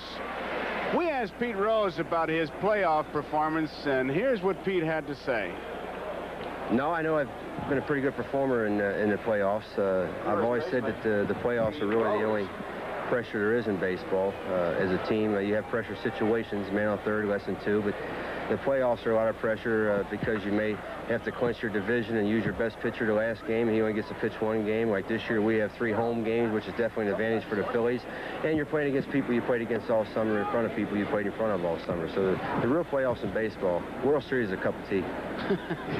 You heard him say, I have a pretty good league championship record. Huh, pretty good. Lifetime 382 and a 14-game hitting streak in the LCS. That's pretty good. He's got more hits than any other player, 39. He's something. 1-1 to Pete. Ball 2, 2-1. Fly to right and grounded to short, 0 for 2. When the Dodgers go to Cincinnati, well, not only invariably, always, in the Dodger uniform is a little kid wearing number 14 on a Dodger uniform. It's Pete's son. Fouled away, 2-2. You could spend a day and a half talking about Pete Rose, but I just love when they said, well, you were raised in Cincinnati, or you grew up there. He said, no. He said, I was raised in Cincinnati. I never have grown up. No. Well, which reminds us of Roy Campanella, who's here tonight, about in order to play baseball, you got to have a lot of little boy in you. That's hit slowly up along third. Tough play for Guerrero, and he can't make it. When the ball hit the clump of grass, it seemed to veer a wee bit. And Guerrero never had a chance, so it's a base hit for Rose. In the old days, what they used to call a swing and bunt. Guerrero knows that his only chance is to barehand it. He comes charging hard, and he's going to try to scoop it up. It's a play you try to practice in spring training, but you can see he never could find a handle, and it's a base hit for Pete Rose. So Rose aboard with 1 out, and Mike Schmidt, the batter, homered in the first inning. 10 home runs against Royce alone. So they pitched around him and walked him in the 4th inning. And now Rose at first base, and Mike Schmidt at the plate. Of course, the name Schmidt and home run almost synonymous. Fouled away. He's the 5th best home run ratio of all time. I mean, he's right up there with Ruth. When you watch Mike Schmidt hit, and especially with our center field shot, it's the left shoulder that's the key. When he opens it up, he says, then I hit that ball that's inside, I pull it foul. But by being back and where he is now, he's in better control, and he uses all the feel. He strides towards the plate as opposed striding to the pitch. But the key is that left shoulder. Oh, well, watch that as Royce delivers 0-1, and he keeps it away. He likes to keep it tucked in there so he doesn't fly open, as they say. He does not lead the team in being hit by pitches, in case you wondered, with that big stride in towards the plate. Joe Morgan does, only with 4. Ball 2, 2-1. You saw a little bit of the Stan Musial wiggle by Schmidt, which is his trigger mechanism. I mean, every hitter has something that they do. With Schmidt, it's getting, he kind of kick-starts his body with that move. What did Mike say? He went to an Italian restaurant last night, and Tommy Lasorda was there, and Lasorda scouted the menu and ordered his meal. But then Mike smiled and said, but we paid. Fastball is lifted to straightaway center, and Kenny Landreau is there. Remember, 1 out, so Rose going about halfway. That's 2 down. And the batter will be Sixto Lezcano, who gave the Dodgers a bad time this year, but in a San Diego uniform. You know, another difference between the Dodgers and the Phillies, the Dodgers do not, in capital letters, do not have good arms in the outfield. And the Phillies have 2 of the better arms in the league in LaFay on the bench and Lezcano. Boy, they can really throw. Top of the 6th inning, Phillies 1, Dodgers nothing, and here's Lezcano. Grounded out in single, takes a hook for a strike. 0-1 to count. Are you wondering about Rose stealing a base? Well, Pete this year has stolen 7, but he's been caught about the same number. Fly ball to left, Baker will handle it. So that'll do it for Philadelphia in the 6th inning as this thing goes rolling along. No runs, 1 hit, a man left. And at the end of 5.5 innings, it remains Phillies 1, Dodgers nothing. 6th inning with the Phillies leading the Dodgers 1-0. Steve Sachs, Bill Russell, and Dusty Baker. Ground foul. By the way, if you are looking straight behind the home plate, you'll see a gentleman in a white Panama hat, and he is holding a speed gun on Carlton. That's Dodger scout Mike Brito, who is responsible in finding Fernando Valenzuela. And his job, the speed gun, to check the speed of Carlton and Royce. Ground ball to the left of short and through, and for Sachs, his 2nd hit, he's 2 for 3. And now the test comes. Sachs was picked off the first time he was on, and you know that they want to get something started, so you got to look for a play between Sachs and Russell, a hit-and-run play, and Mike Schmidt reminding Carlton of that, I'm sure, and Carlton very well aware of it. He put a good move on him in that 1st inning. Let's see what happens here. Now, if they play for 1 run, Russell is the best bunter on the team. Not only as a sacrifice man, he squeezes a great deal, and as Joe mentioned, he does play hit and run.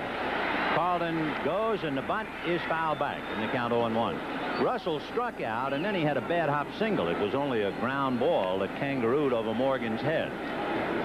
1 run, 3 hits for the Phils. No runs, 5 hits for the Dodgers. As Claude Osteen, Paul Owens, and Bobby Wine look on.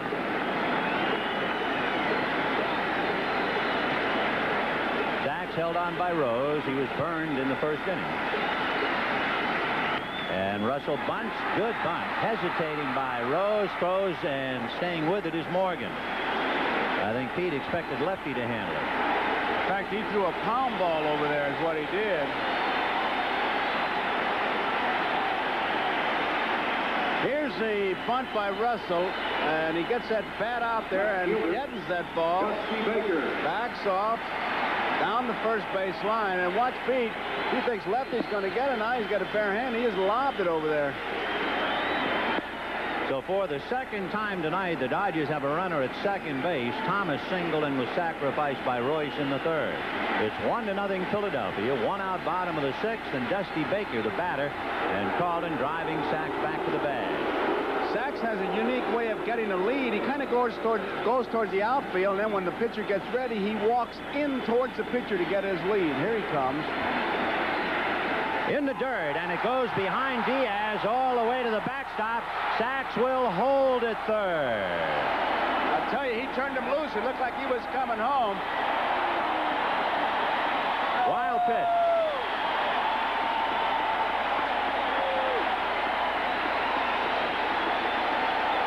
There you see Sachs coming in, getting his lead, and he's watching it all the way. Once he sees it get by the catcher, now he's running hard. Watch him round third, being a good base runner he is. He had ideas about coming, and he wasn't going to let the coach tell him what to do. He made up his own mind. There was nothing Amalfitano could do but just watch the play. You know, Carlton not only had 9 balks, he also had 13 wild pitches during the regular year. So the tying run is at third with 1 out. The Philly infield is up, and Baker trying to pick him up. Baker had 7 scoring fly balls, tops on the club, if you're thinking about that. 1-0 Philadelphia, bottom of the 6th. That's a strike. Baker also led the Dodgers in hitting with men in scoring position. He hit .311, although it's been pretty much of a painful year for him. Bad knees, a groin pull. It's really hurt him. So he finished the year batting .260. 1 ball, 1 strike. Carlton trying to hold the run back. 1-2. The yardstick that you always use on the good pitcher is what does he do when there's a man on third and less than 2 outs? And that's the situation that Carlton finds himself in, and you know what he's thinking. He's thinking strikeout. And, of course, he is certainly a man with the credentials to think strikeout. The greatest strikeout pitcher right now the game has ever known. 1-2, the count to Dusty Baker. Fastball away, just to show it to him, let him think about it. Oh, yeah, that was his setting it up right there. Here's his pitch of decision right here, 2-2. He doesn't want to run into 3-2. This guy is in complete control. Sachs is on a third, tying run. 1 out. 6th inning, 1-0 Philadelphia on a first-inning home run by Mike Schmidt. Little pop fly, and coming down to get it is Carlton, and they let Carlton catch it. 9 times out of 10, they always hollow the pitcher out, but it looked like Diaz said to him, you take it, lefty. It was a tough play for Diaz. First of all, the indecision as we look at Lasorda, and that look says it all for him, but the ball in front, you would expect one of the infielders to take it, but it wasn't that high. Now watch Diaz. That was that tight slider, and he's not taking charge right away. He looks at Carlton, hollers towards him, and Carlton takes it himself. Baker would have been thrown out anyhow had he dropped that ball. One reason I guess Diaz hollered for Carlton, he was hollering for help. It looked like he got tied up behind Baker. And now with 2 down, here is Guerrero. Flied to left and struck out. Hit the ball reasonably hard in the 2nd inning, but right at Gary Matthews. So 2 out, 1-0 Phil. Sachs at third. Fastball away, and a good backhand save by Diaz. 4-1. That was a vicious slider that Carlton threw to Baker. It just saw the bat right off in his hands. He hit it right on the handle. 1 ball, no strikes. I'm wondering if he will even really pitch to Guerrero. I realize if Guerrero gets aboard, he is a potential winning run, but you have the rookie Mike Marshall on deck, and they might just pitch around him. It goes with that old saying, don't let this guy beat you. 2-0. And he threw him a breaking ball and got it over. 2-1. He'll make Guerrero hit his pitch, but he's not going to give in to it. Carlton has allowed 5 hits, struck out 4, and no walks. 2-1. Missed ball 3. I really don't think he cares if he walks him. Here's the big pitch because you know Guerrero is hitting. And Carlton, you don't win that many games by not knowing what's going on out there. Oh, boy. 3-1 to Guerrero. Foul back, 3-2. See that tight slider that he throws? That was a good one. That slider that just breaks straight down. It just drops out. Osteen, the pitching coach, calls it a strikeout slider. And he says, I don't know how he does it. So strong. 3-2 the count to Guerrero. Sachs at third. 2 out, 1-0 Phil's in the 6th, and Guerrero backs out. Time call by Terry Tatum. What a great picture that was of Carlton's concentration, wide-eyed, shaking his head, saying, yeah, I know what I have to do. I know what I have to do. Full count to Guerrero, who's pawing at the dirt. All the while, Carlton eyeballing him. 3-2. Ball 4, and he didn't want much of him anyway. First baseman, Now you got that experience against the youth, and you know that Marshall was an aggressive hitter. It's the first pitch you're concerned about. As we look at the Dodger bench, Mike Schmidt goes in to say something to Carlton, and it'll be nothing more than, hey, watch the first pitch. We got a couple of men out here. Make him hit a ground ball to me, and we'll get you out of it. Marshall, a very aggressive and somewhat impatient hitter. 0 for 2 tonight. Grounded to second and hit into a force play by way of Mike Schmidt. But boy, what a job this kid did. Diaz was given some signs just then, Vinny, as to whether they're going to throw the ball through or hold it in case of the double steal with Sachs at third and Guerrero at first. So an interesting combination here. Steve Carlton and Mike Marshall with 2 out in the 6th.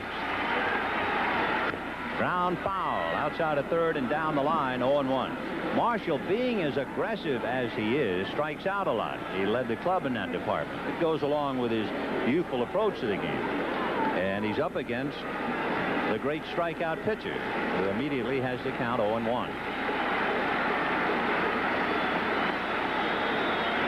Fastball, and he just got it by him, and Mike got a little piece of it. You would think that if they were going to try a double steal, that DeJesus would be the man covering because he has the stronger arm between Morgan and DeJesus, so you want that ball to come back. Now, Sachs a good lead off there. They gave Marshall 2 shots at it. You got to be looking for anything. Must be a tough feeling since you've struck out a lot this year to go up against Carlton. 0-2 with the runner going, got him swinging, and that kind of figures. No runs, 1 hit. The key was the veteran Dusty Baker with a golden opportunity popping up to the mound. And at the end of 6, the Phillies won, the Dodgers nothing. We'll be back after these messages from your local store. A lot of glitter. Of course, I can remember when the Brooklyn Dodgers wore satin uniforms. Hey, but I'm going to tell you, in this town, nobody even takes a second look at it. No, it's normal dress. It's only 7 o'clock. The batter is Gary Matthews, 0-1. If you're old enough to remember, during the war, the Dodgers wore white satin uniforms at home and blue satin uniforms on the road. And boy, under the lights, that was a sight to see. 1-1, and that got plate umpire Terry Tata. It bounced up and took a bite out of him indeed. Yes, it did. Of course, as we mentioned at the start of the show, the borough of Brooklyn rather prominent in the memory book tonight, since this is the anniversary of the only World's Championship back in 1955. As Terry Tata tries to kind of regroup there, Royce has made 61 pitches, and he's made 37 strikes. And through 6 innings, 65 pitches for Carlton, 45 strikes. Really a great lesson for young pitchers. The difference, a home run by Mike Schmidt, and that's strike 2 to Sarge. You know, in seeing Terry Tata get hit below the belt, when you watch Yeager catch on one knee, it might help catching the fastball, but it is a terrible chance for a foul ball. Ground ball to Guerrero, 1 away. And Yeager was severely shaken up recently with a foul ball, and yet at the start of the game, he was catching with one knee down. He was wide open. The batter will be Gary Maddox. Maddox flied to right and grounded out, 0 for 2. Schmidt hit a home run in the first inning, and that's it. It's 1 run, 3 hits for the Phils, no runs, 5 hits for the Dodgers. That's ball 1. And in this town of Hollywood, so far it's been like watching a silent movie. The 1-0 pitch on the way. Fastball fouled away. Off to the right, out of play, carrying to the second deck. 1 ball, 1 strike. The Dodgers drew 3,510,000 this year. Little looper right on the fists and a flare, as the modern-day ball player calls it, a blooper into right field. Steve Sachs was shading Maddox so far up the middle that he had no chance on that little pop fly. So that's hit number 4 for Philadelphia, and the batter is Bo Diaz, who grounded to short, flied to right, 0 for 2. And they can put a play on with Diaz with the speed that they have at first base.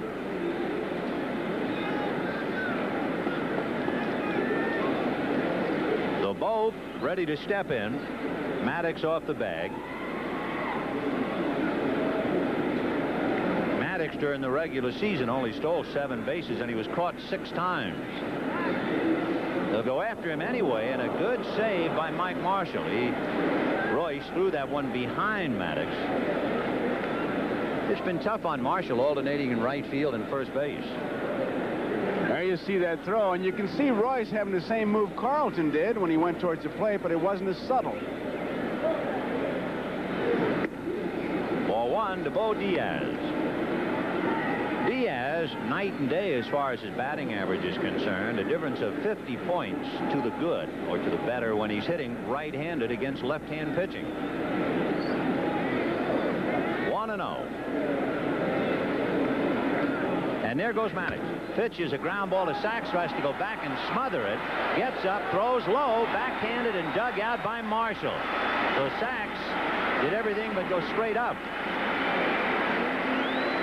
It was a tough play because he was breaking the cover. You can see he has to regroup, and he knows that he has to get up and hustle, and Marshall makes a good play. The ball is a low throw. He digs it out nicely. And that's a good play, that it stays away from the double play, and that's what the hit-run play is. Shortstop, Ivan De Jesus. Hit-run play is really more of a defensive play than an offensive play. If you get the base hit in your first and third, fine, but they want to stay away from the double play, and that's what the Phillies wanted to do, and that's what happened. So they now have a man in scoring position with 2 out, and we'll pause briefly for station identification. This is the NBC Television Network. All the sports highlights on News 4 tonight, WNBC TV. Well, this is a very smart move. It's almost dictated. With Philadelphia leading 1-0 in the top of the 7th, they are walking De Jesus with 2 out, a runner at second, and Carlton coming up. But Lasorda also knows that De Jesus led the Phil's regulars hitting with men in scoring position. He hit .317, so they just take the bat right out of his hands, and in a moment Carlton will be coming up with runners at first and second. We talked about Carlton as far as his hitting. He sees those men out there. He's not a joke out at all. He's got 11 home runs, 119 RBIs in his career, so... Boy, that's shocking, huh? 119 RBIs for a pitcher. Steve Carlton. He's a good athlete. He's a good athlete. He's simple, that's all. And with 2 out now and 2 on, here's Carlton. You have Gary Maddox at second, Ivan De Jesus at first. 7th inning, 1-0 Philadelphia. By the way, Royce is due to bat 4th when the Dodgers hit in the bottom of the 7th inning. So they'll loosen up somebody in the bullpen, and that's a strike on the bunt attempt. 0-1. He's got Guerrero back, and he figures that Morgan has a better chance if I can get on, and if he drops that ball down that third base line, he would have beaten it out, but Royce didn't let up. That was a tough pitch. There's Alejandro Pena, normally a starter, throwing in the bullpen. The bunt attempt is missed again, strike 2. So you look at the Dodgers in the bottom of the 7th. They are due to send up Yeager, Landro, and Thomas, and if anybody gets aboard, evidently Lasorda thinking hitter for Royce. But Royce has to get out of this jam. 0-2 with Maddox at second, De Jesus at first, and 2 out.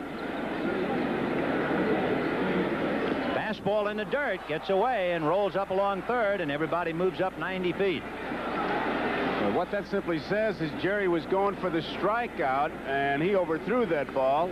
He didn't want to just fool around and set it up. He throws his ball very hard, throws it straight down. Yeager tried to block it, and it just hit off the chest protector.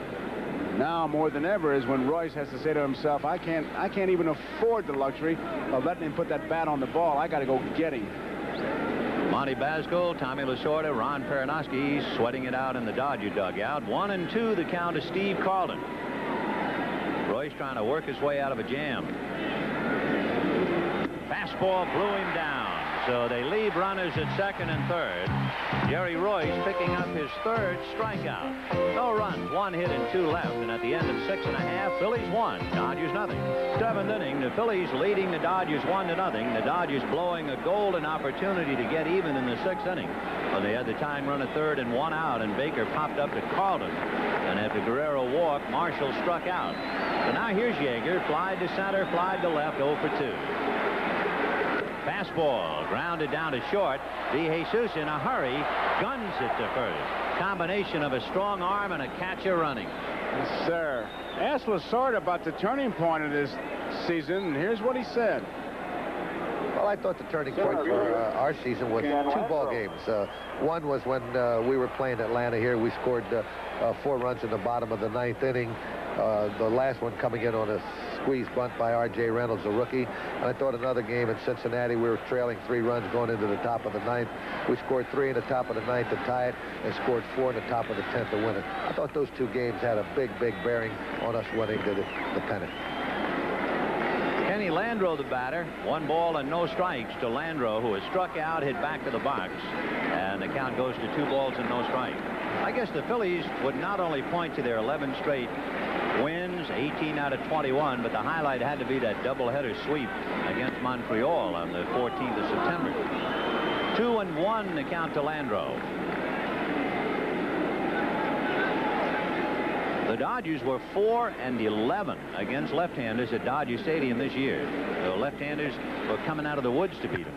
A drive to center, but Gary Maddox is right there. 2 down. And the batter now, Darrell Thomas. You see that fella in center field, you can't help. At least I can't, Ben. I think of Ralph Kiner's great description. Right fielder. 2/3 of the world is covered by water, and the other third by Gary Maddox. Boy, he's marvelous. He has had to pay a price in playing so much on artificial surface. He's had a sore back, but nevertheless, he's had 8 consecutive Gold Gloves. Only Roberto Clemente with 12, Willie Mays with 11 at more for a National League outfielder. Now here's Darrell Thomas, who is 3 for 3 in his career in League Championship Series and 2 for 2 tonight. Fouled away. Royce is out on deck, but he's also out on very thin ice. You got Mike Schmidt guarding that line at third with Thomas up there here in the 7th inning. 0-1. Fastball and a fly ball down the right field line. Coming is Lescano, and it's going to land a foul. Just foul.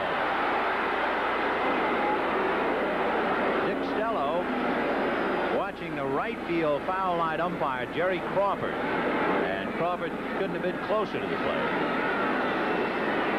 Here's the play, and there you see it hit. Just barely foul. 0-2 the count to Darrell Thomas. 1-0 Philadelphia with 2 out in the first inning. After Morgan had grounded out and Rose flied to right, Mike Schmidt homered over the 395 sign in center field. And that's it. 1-0 Philadelphia. Phillies have had 1 man get to third since the home run, and the Dodgers have had 1 man get to third all night. 0-2.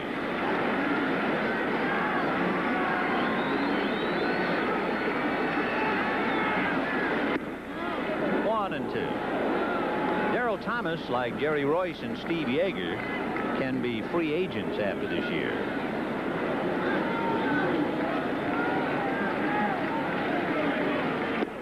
Got him on the inside corner, and Mr. Steve Carlton has struck out a half a dozen, and he has the Dodgers by the neck up to here. And at the end of 7, the Phillies won, and the Dodgers number 7 innings. The Phillies 1 run, 4 hits. The Dodgers no runs, 5 hits.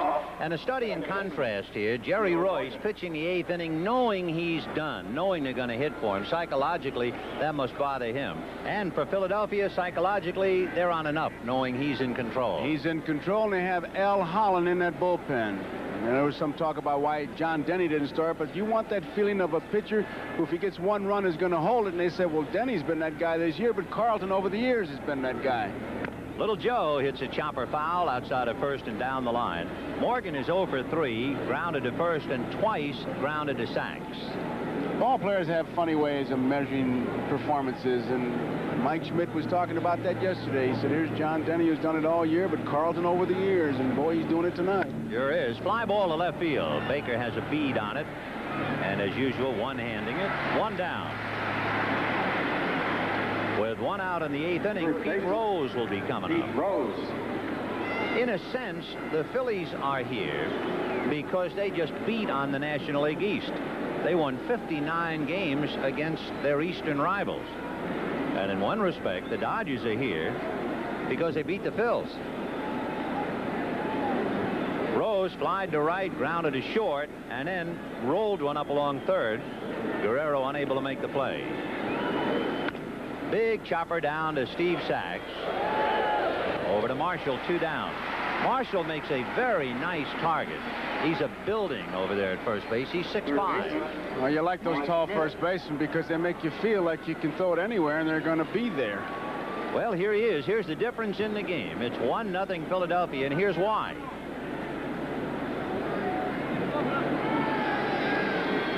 A low inside slider. Landreau gave it an attempt, but he knew he was just whistling. So Mike Schmidt's home run in the first inning is now standing all by itself in the 8th. 1-0 Philadelphia. 4-1. Schmidt since then walked in the 4th inning, flied to center in the 6th. 1 for 2. I said low inside slider, knowing better that it was that ball that sails inside. Almost looks like a slider from here.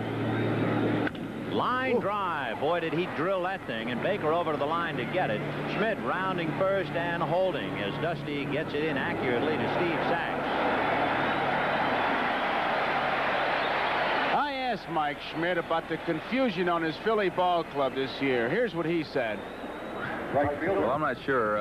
I could spend an hour on the answer to that question. We really didn't have a set lineup, and we had a group of guys, and I would say down to the 25th man on the Philadelphia Phillies. We had so much talent that I think the guys all needed to play. We don't have a lot of guys that are used to sitting on the bench, used to coming in late in ball games, used to playing in spots. We have guys that have had great careers and great consistency, but they have had to play in order to achieve that, and we didn't have any kind of a routine, any kind of a set lineup. We really didn't know what we were doing from day to day. Lescano takes ball 1. You know, it's a real interesting story about Sixto Lescano with Mike Schmidt at first. On the night of August 31st, the Padres were playing in Philadelphia. Phils were trying to get Lescano by midnight so he could be eligible for postseason play. And before the game, some of the Phils had told Sixto that he was probably coming to them in a trade. Well, in the 9th inning of that game, Lescano, still a member of the Padres, batted in a tie game with men on base. He fly deep to center. As Sixto said later, my heart was half with the Padres and half with the Phils. Well, at a few minutes to midnight, the trade was finally made. Lescano to the Phils, along with a player to be named later. And here he is playing in the LCS and hitting cleanup. Strike, and the count 2-1.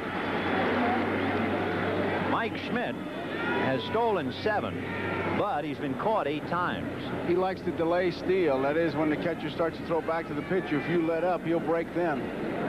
2-1 to count to Lescano. Ball 3. To show you how badly the Phils needed Lescano, we mentioned they had only 14 runs against the Dodgers in LA's 11 wins. And Lescano had 11 RBIs against the Dodgers with San Diego. The Phillies had Schmidt and Diaz with only 3 RBIs each. I mean, they really needed Sixto. 3-1 to count. And he's lost him. Ball 4. So with 2 out, Mike Schmidt singles. Sixto Lescano walks. That's the 3rd walk given up by Royce. And Gary Matthews will be coming up. Fly to center, lined out, and grounded out. As we said, this is a very tough psychological moment for Royce. He knows he's going out of the ball game for a pinch hitter since he's leading off the bottom of the 8th. So he's hoping to go out just down 1-0 and maybe get off the hook or even win it. Niedenfuer and Beckwith are in the bullpen. 2 out, 2 on, 8th inning. 1-0 Phils. Fastball, a comebacker. Speared by Royce. Over to Marshall. He's out of the jam. No runs, 1 hit, 2 left. And at the end of 7.5 innings in Game 1 of the LCS, the Phillies won. And the Phillies leading the Dodgers 1-0. A magnificent performance by Steve Carlton, and it had to be to outpitch Jerry Royce. Candy Maldonado, a youngster hitting less than 200, will bat for Jerry Royce. The #1 right-hand pinch hitter is Jose Morales. Interesting to note, the last complete game by Steve Carlton was the 15th of August against the Chicago Cubs. This year, after the 7th inning, Steve has had a lot of trouble. His earned run average after the 7th inning is 5, which might go along with his age a little bit. 0-1. 1-1 to Candy. He'll be followed by Sachs and Russell.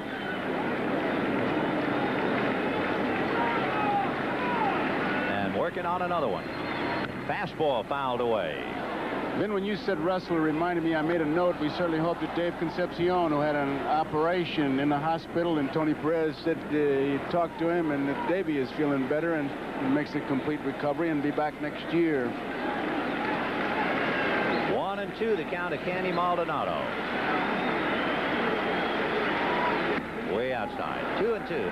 Down in the bullpen, Willie Hernandez and Al Holland, just in case Carlton has another after the 7th inning bout of trouble.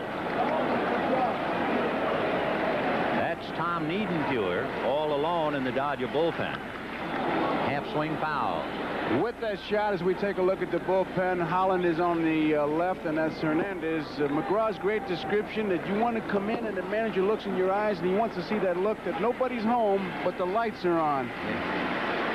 Has a perfect mental attitude. Perfect. Nobody home and the lights shining brightly. 2-2 the count to Candy Maldonado. Little slider, but he missed with it. Oh, he's had a tough pitch to look at with 2 strikes. Owen said good pitch. It certainly was. 3-2 the count. Lasorda said missed by a lot. 3-2. Popped in the air into shallow right field. A trio of Phils and the right fielder Lescano to handle it. 1 away.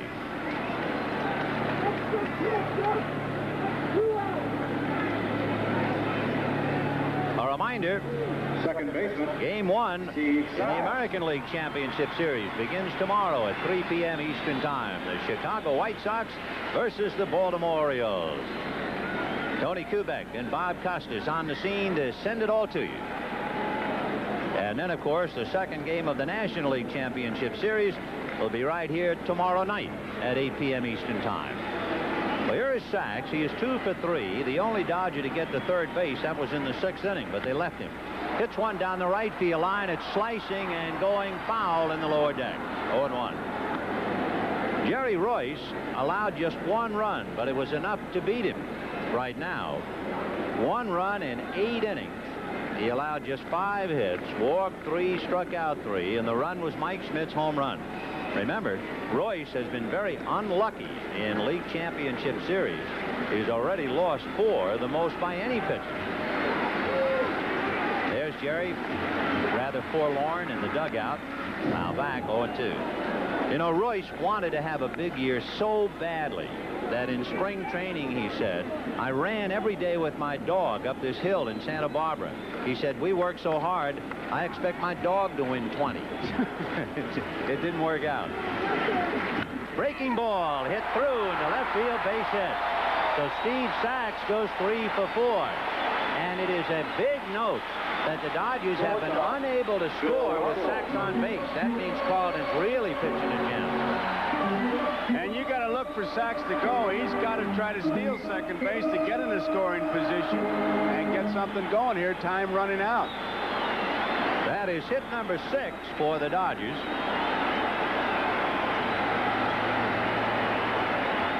And with Sachs at first, here is Russell. Russell had a big year against Philadelphia during the regular season. He hit around 350. Sachs with 55 stolen bases, but he was thrown out a lot. He was thrown out 30 times. He was 3rd in the league. Tim Raines was out of sight. That's popped up. And let's see, Diaz looking for help, and Rose comes down to bail him out and makes the catch in fair ground, says plate umpire Tata. So Russell pops it up to Pete Rose, and the batter will be Dusty Baker, given one more chance. Dusty Baker. Baker came up in the 1st inning and flied to center. He came up with Russell at first in the 4th inning and lined out to center. And then his most important at-bat, he came up with Sachs at 3rd and 1 out.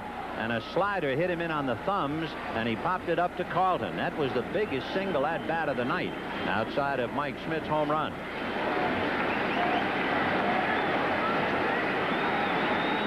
So Sachs, with 2 out, will try to get a jump. You know, there's no category on pickoffs, because if you pick a man off, it is ruled a man is caught stealing, or if he's successful in getting to second, he'd get a stolen base. But Carlton is very high in hanging runners out to dry.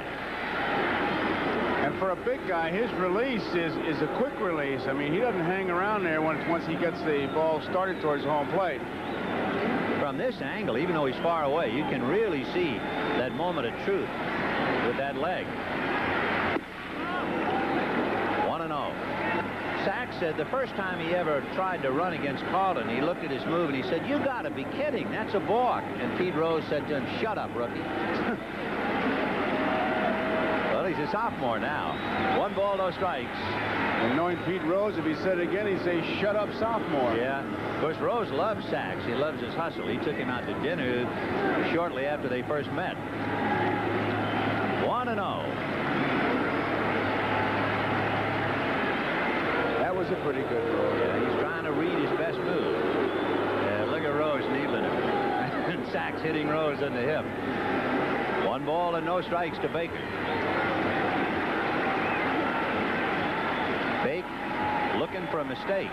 Fastball low. I guess when you get into the tendency of throwing at first base and you're the pitcher, you really have to make sure you don't make a mistake on the hitter. That's one of the things that they worry about with Carlton, that when nobody on, he breaks his hands when he makes the full turn. With somebody on, sometimes he's too quick to the plate. Well, he's just kind of lulling Sachs. He hasn't really given him his #1 move at all. He's given him, on a scale of 10, he's given him about a 7. Is the best he's done. 2 balls and no strikes to Dusty Baker. Fastball, and it sinks low, so now he's behind 3-0.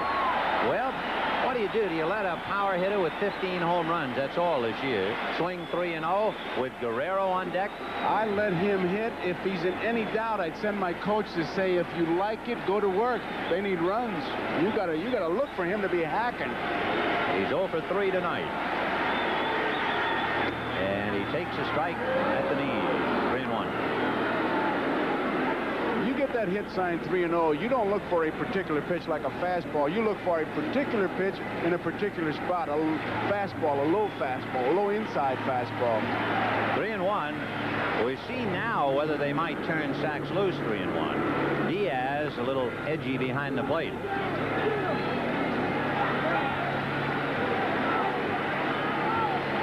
Sachs goes. Fastball, line foul. So they were playing run and hit on a 3-1 pitch. Sachs going. Baker got a pitch up a little bit, but hooked it foul. 3-2. Trying to pick up those extra steps from first base that would allow you to score running on 3-1. Oh, it's still Phillies 1, Dodgers nothing on a first-inning home run by Mike Schmidt. Sachs, of course, will be going now. And there's a little looper into right field that's going to fall, and Sachs is on his way to third.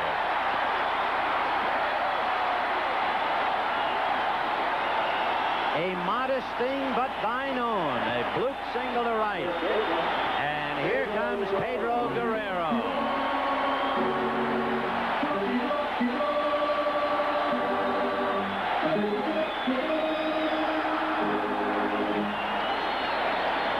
It's the best against the best now. Carlton has to face their best hitter, Mike Schmidt, coming in to talk to him. There'd be no trick plays here. Diaz wants to know what's going on. He has pitched around Guerrero in the 6th. He struck him out in the 4th, and he lined out in the 2nd. What makes this such an interesting confrontation, not only did Guerrero hit .300 against the Phillies this year, he had 2 home runs and 11 RBIs, and the 11 RBIs the most against the Phils by any Dodger. So the Dodgers have a golden opportunity, and it's power against power now. Steve Carlton and Pedro Guerrero. That's the way it should be. Those high-rent guys should go head-to-head. Exactly. You can throw everything away, scouting reports, having beaten them 11 times, forget it. Ball 1. You're talking about a whole season maybe coming down to this time at bat. Baker at first, Sachs at third, 2 out in the 8th. Phillies 1, Dodgers nothing. 1 ball and no strikes. On deck, Mike Marshall. Ball 2. There's young Mike. Well, I don't know if you're a rookie in this kind of a scene. I don't know how you can breathe in these games. As Trevino said, everybody leaks oil. 2-0. Ball 3. I don't really think he wants that much of Guerrero, even if it means loading the bases. I think he would rather take a shot against the kid. Not a bad strategy. Whom he is 0 for 3 and struck out 1. 3-0 to Guerrero. And he walked him. That's not what the Dodgers had in mind. But they really just took the bat out of Guerrero's hand. And it is interesting to point out, the only 2 walks that Carlton has issued tonight have been to Guerrero. And I've heard it all my life, and I heard it again tonight when Tom Seaver was talking about it. Don't let the big guy beat you, and that's what they're saying. And here comes Paul Owens, and he's got Mr. T. Al Holland in that bullpen. Meanwhile, Jerry Royce lingering in the Dodger dugout because he's a pitcher of record, and it looks like the Phillies will make a 2-for-1 switch. Greg Gross will go into left field, and that way he can bat 9th and hit 4th in the 9th inning. And the pitcher, whoever it'll be, Hernandez or Holland, and probably Holland, he would bat in Matthews' spot. And Steve Carlton, who has had some troubles after the 7th inning, but boy, he has been magnificent, and he gets a standing ovation. So Carlton going out, and with a change of pitcher, 1-0 Philadelphia. We'll be right back after this.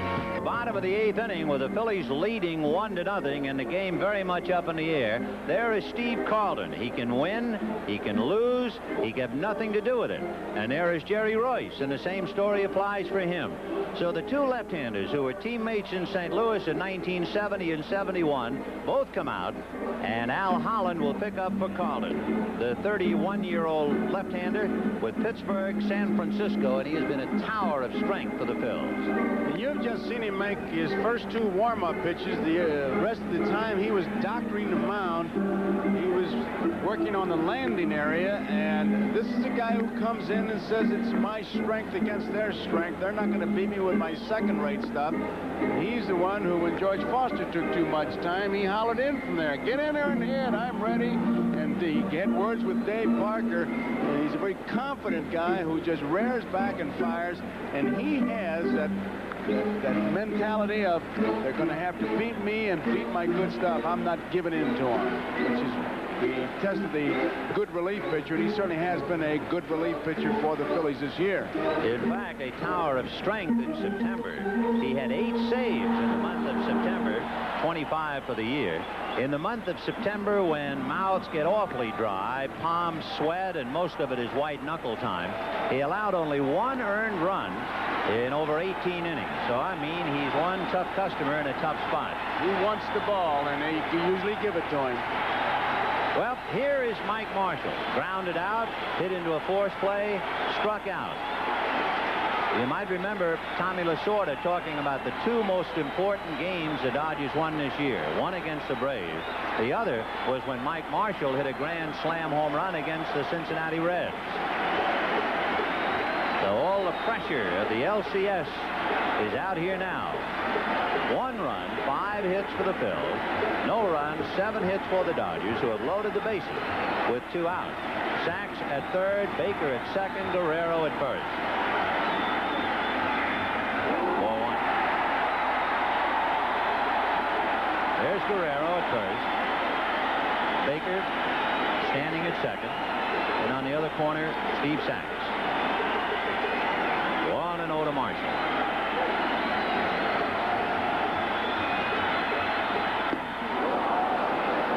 Not really much to say in a time like this. I mean, it's there for you to look at, right? Bases loaded, 2 out, 1-0 Philadelphia. And there's not going to be any trick pitches either. Holland is going to rear back, and he's going to throw his fastball, which is his best pitch, and that's it. 1-1 to Mike.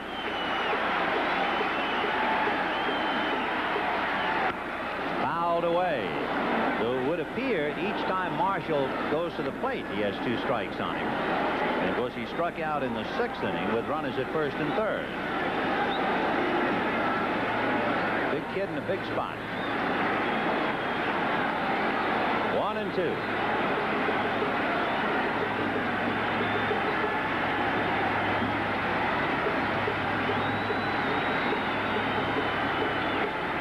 Back off. I'm I'm going to give you a new set of signs, is what Diaz is saying.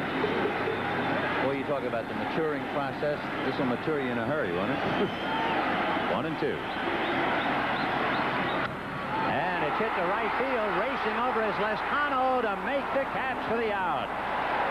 So Marshall, a fly ball to right. The Dodgers lead 3 in the 8th inning. And at the end of 8, the Phillies 1 run, 5 hits. The Dodgers no run, 7 hits.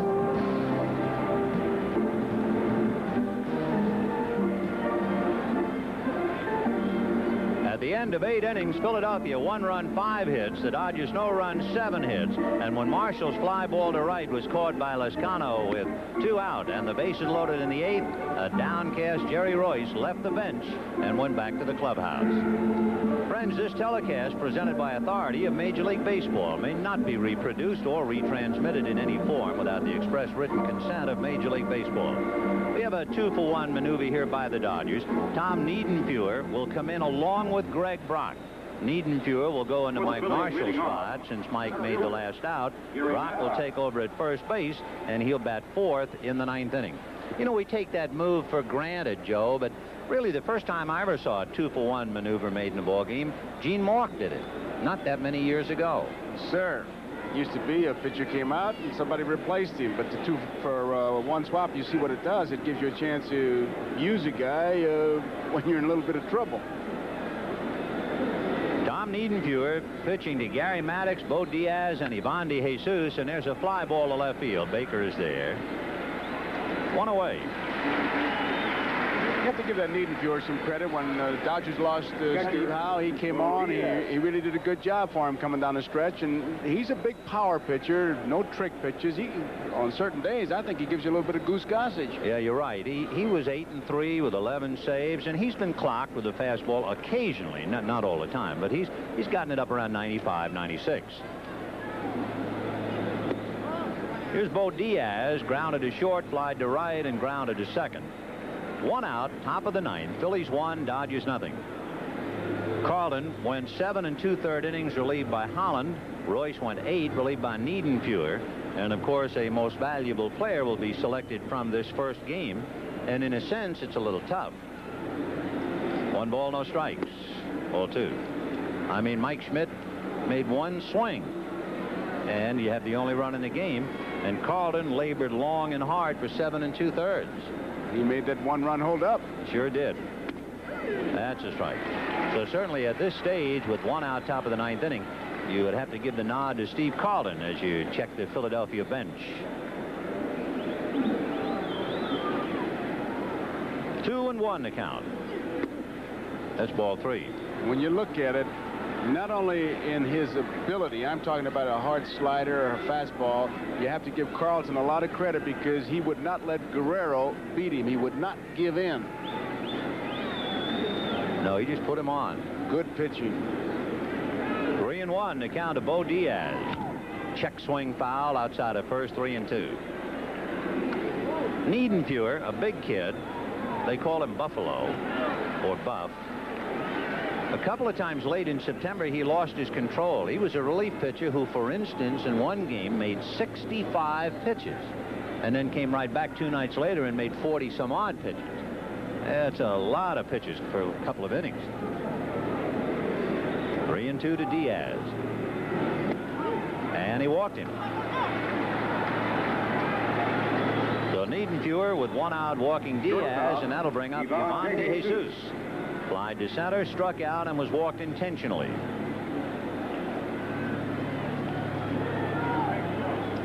When the Dodgers come up in the bottom of the 9th, they are due to send up Yeager, Landreau, Thomas, and Brock. Brock, if anybody gets on. If you're thinking about pinch hitters, the Dodgers use Maldonado.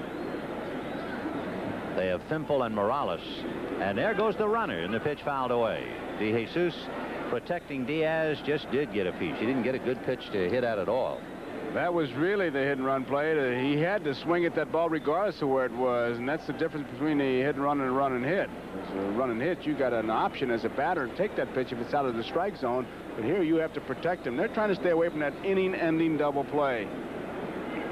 0-1 to count to Ivan DeJesus. Diaz, of course, is not a base stealer. He has one, and whenever there's a busted hit and run play, they get him. He's been caught 4 times. He's not going, and they count 0-2.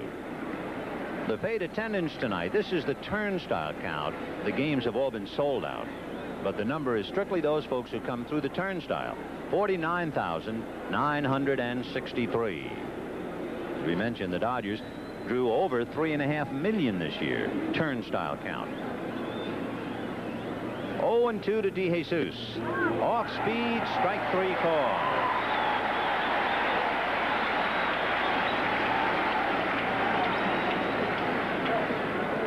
Here's a replay on it. DeJesus looks like he starts, takes it, and Left fielder.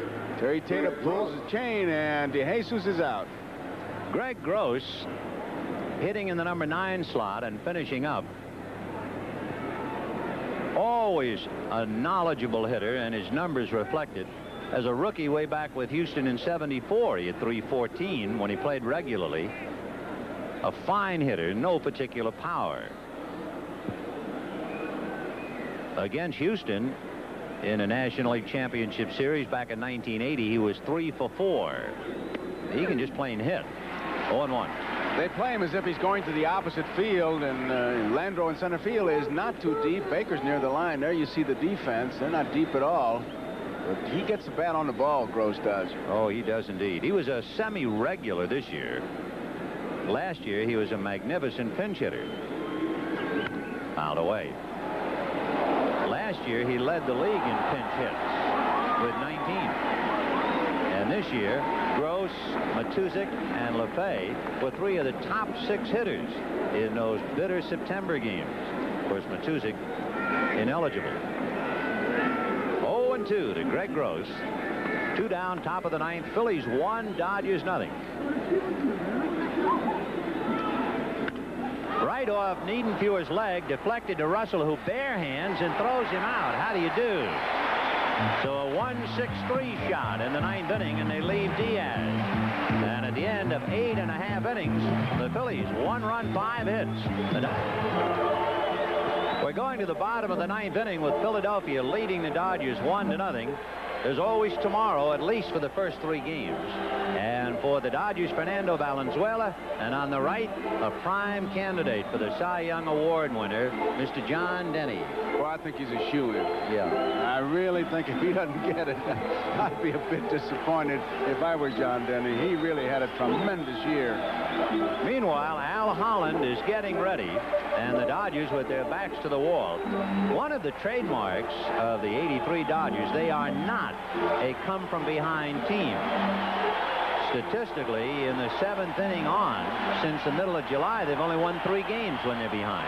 And this is an interesting matchup because Holland is a fastball pitcher and Yeager is a fastball hitter, so we're going to be looking at strength against strength. When you come in as a relief pitcher in that 7th, 8th, and 9th inning, you're not looking to finesse anybody. You're looking to nail it down, so we got a little battle going on here. Remember, in the 6th inning, the Dodgers left runners at 1st and 3rd. In the 8th inning, they left the bases loaded, so they have been thoroughly frustrated by Carlton. And then, of course, Marshall flied out against Holland. So here's Yeager in the 9th inning. And he lifts a pop fly. Going out for DeJesus. Coming in for it is Maddox, and it's DeJesus.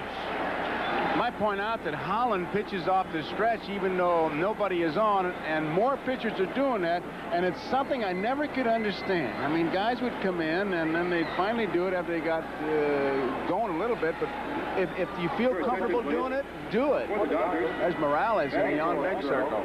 Jose Morales is the 3rd most successful pinch hitter in the history of baseball. Manny Mota, number 1. Smokey Burgess, number 2. Jose has 120 pinch hits. This year, he has 3 pinch hit home runs. Morales, as a pinch hitter this year, had 12 hits, 3 home runs, 8 RBIs. So he'll bat for Landreau.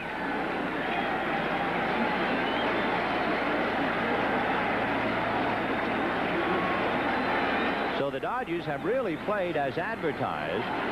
They have struggled against the left-handers. They were 9-21 against left-handers during the regular year. Carlton did a number on them, and when he weakened, here's Al Holland to try and slam the lid down. 1 out in the 9th, 1-0 Philadelphia. He hit him on the thumbs, and he popped it foul. Rose coming over to the box seats and makes the play. And again, experience paid off on that pop fly. You see Rose start for the bench as we look at Lasorda. And as he got close to the stands, he took a quick glance to see exactly where he was. Watch him. Right there, he takes the look, and he says, hey, I got enough room. I'm going to make this play. And there was no doubt about it. Interestingly enough, Yeager hit the first pitch to pop to short. Morales hits the first pitch to foul out. So the Dodgers figure that Holland's going to be around the plate anyway. And he has to take the first pitch, and Holland knows that, so he'll be throwing a fastball right down the middle. Darrell single to center, single to left, and then in the 7th inning struck out. 2 out, bottom of the 9th. Phillies 1, Dodgers nothing.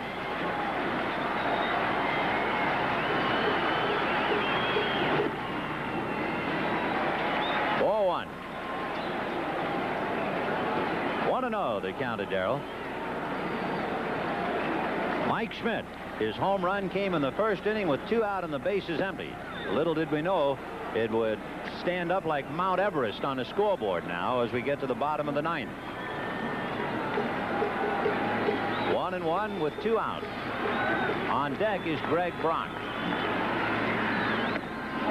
And the Dodgers are down to their last strike. The Dodgers and Phils were 1-2 in the league in earned run average, so you figured you were going to see an awful lot of good pitching, and we have. 1-2 to Thomas. Diaz trying to settle his man down. Holland is pumped up. He's all revved.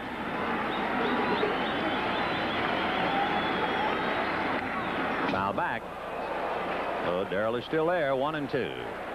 Tomorrow night, Fernando Valenzuela and John Denny and Paul Owens, the graduate of St. Bonaventure University. In fact, he's the only National League manager with a college degree.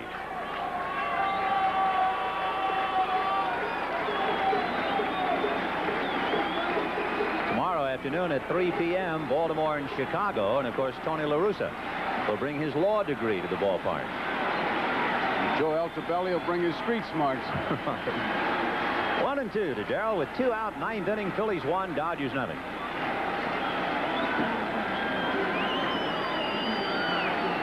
There he is.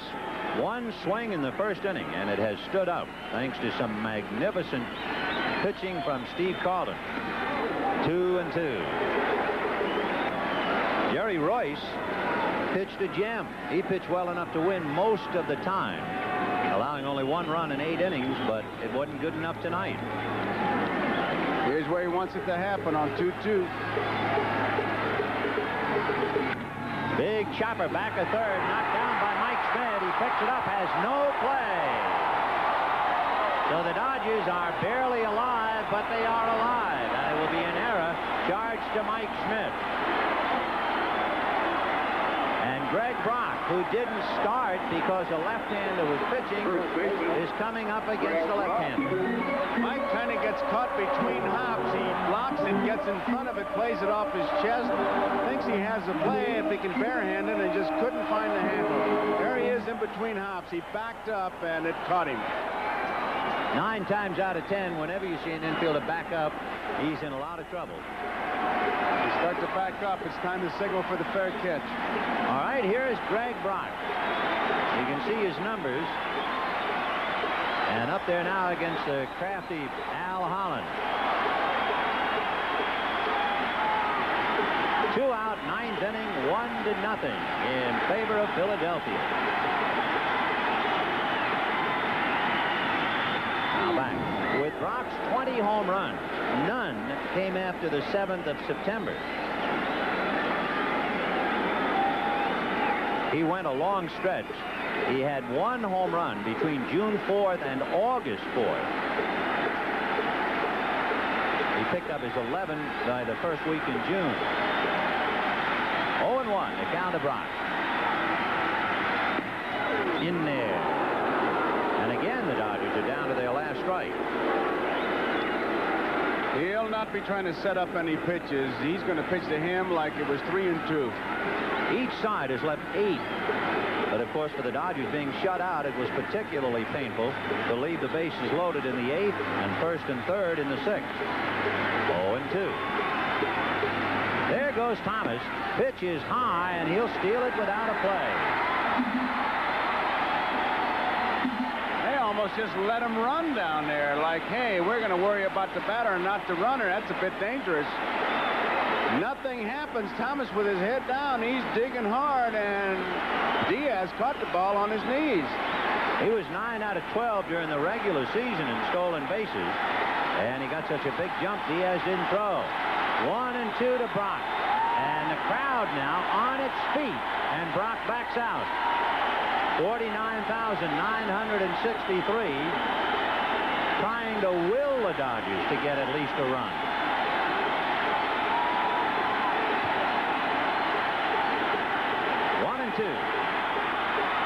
Ground ball down to short. DeJesus has it, guns it to Rose, and that's it. The first game is history as Brock rounds out short to first. For the Dodgers, no runs, no hits. There was an error and a man left. And Al Holland shuts the door that had been 3/4 closed by Steve Carlin. And this week's NBC Miller High Life player of the game has to be Steve Carlin.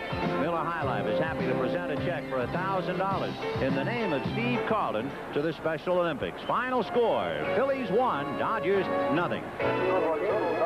His throwing, I mean by that when he got Baker tough out in the 6th inning and the way he pitched around Guerrero where he would not give in, was not afraid to give up the base on balls. And in the edge that we talked about in the bullpen when Al Holland came out, no doubt about it, the Phillies do have an edge. Well, right now we'd like to remind you folks to stay tuned for The Tonight Show starring Johnny Carson and Late Night with David Letterman following local news, except on the West Coast and most Mountain Time Zone stations where they will be seen at their regular time. For Joe Garagiola, Vin Scully saying so long.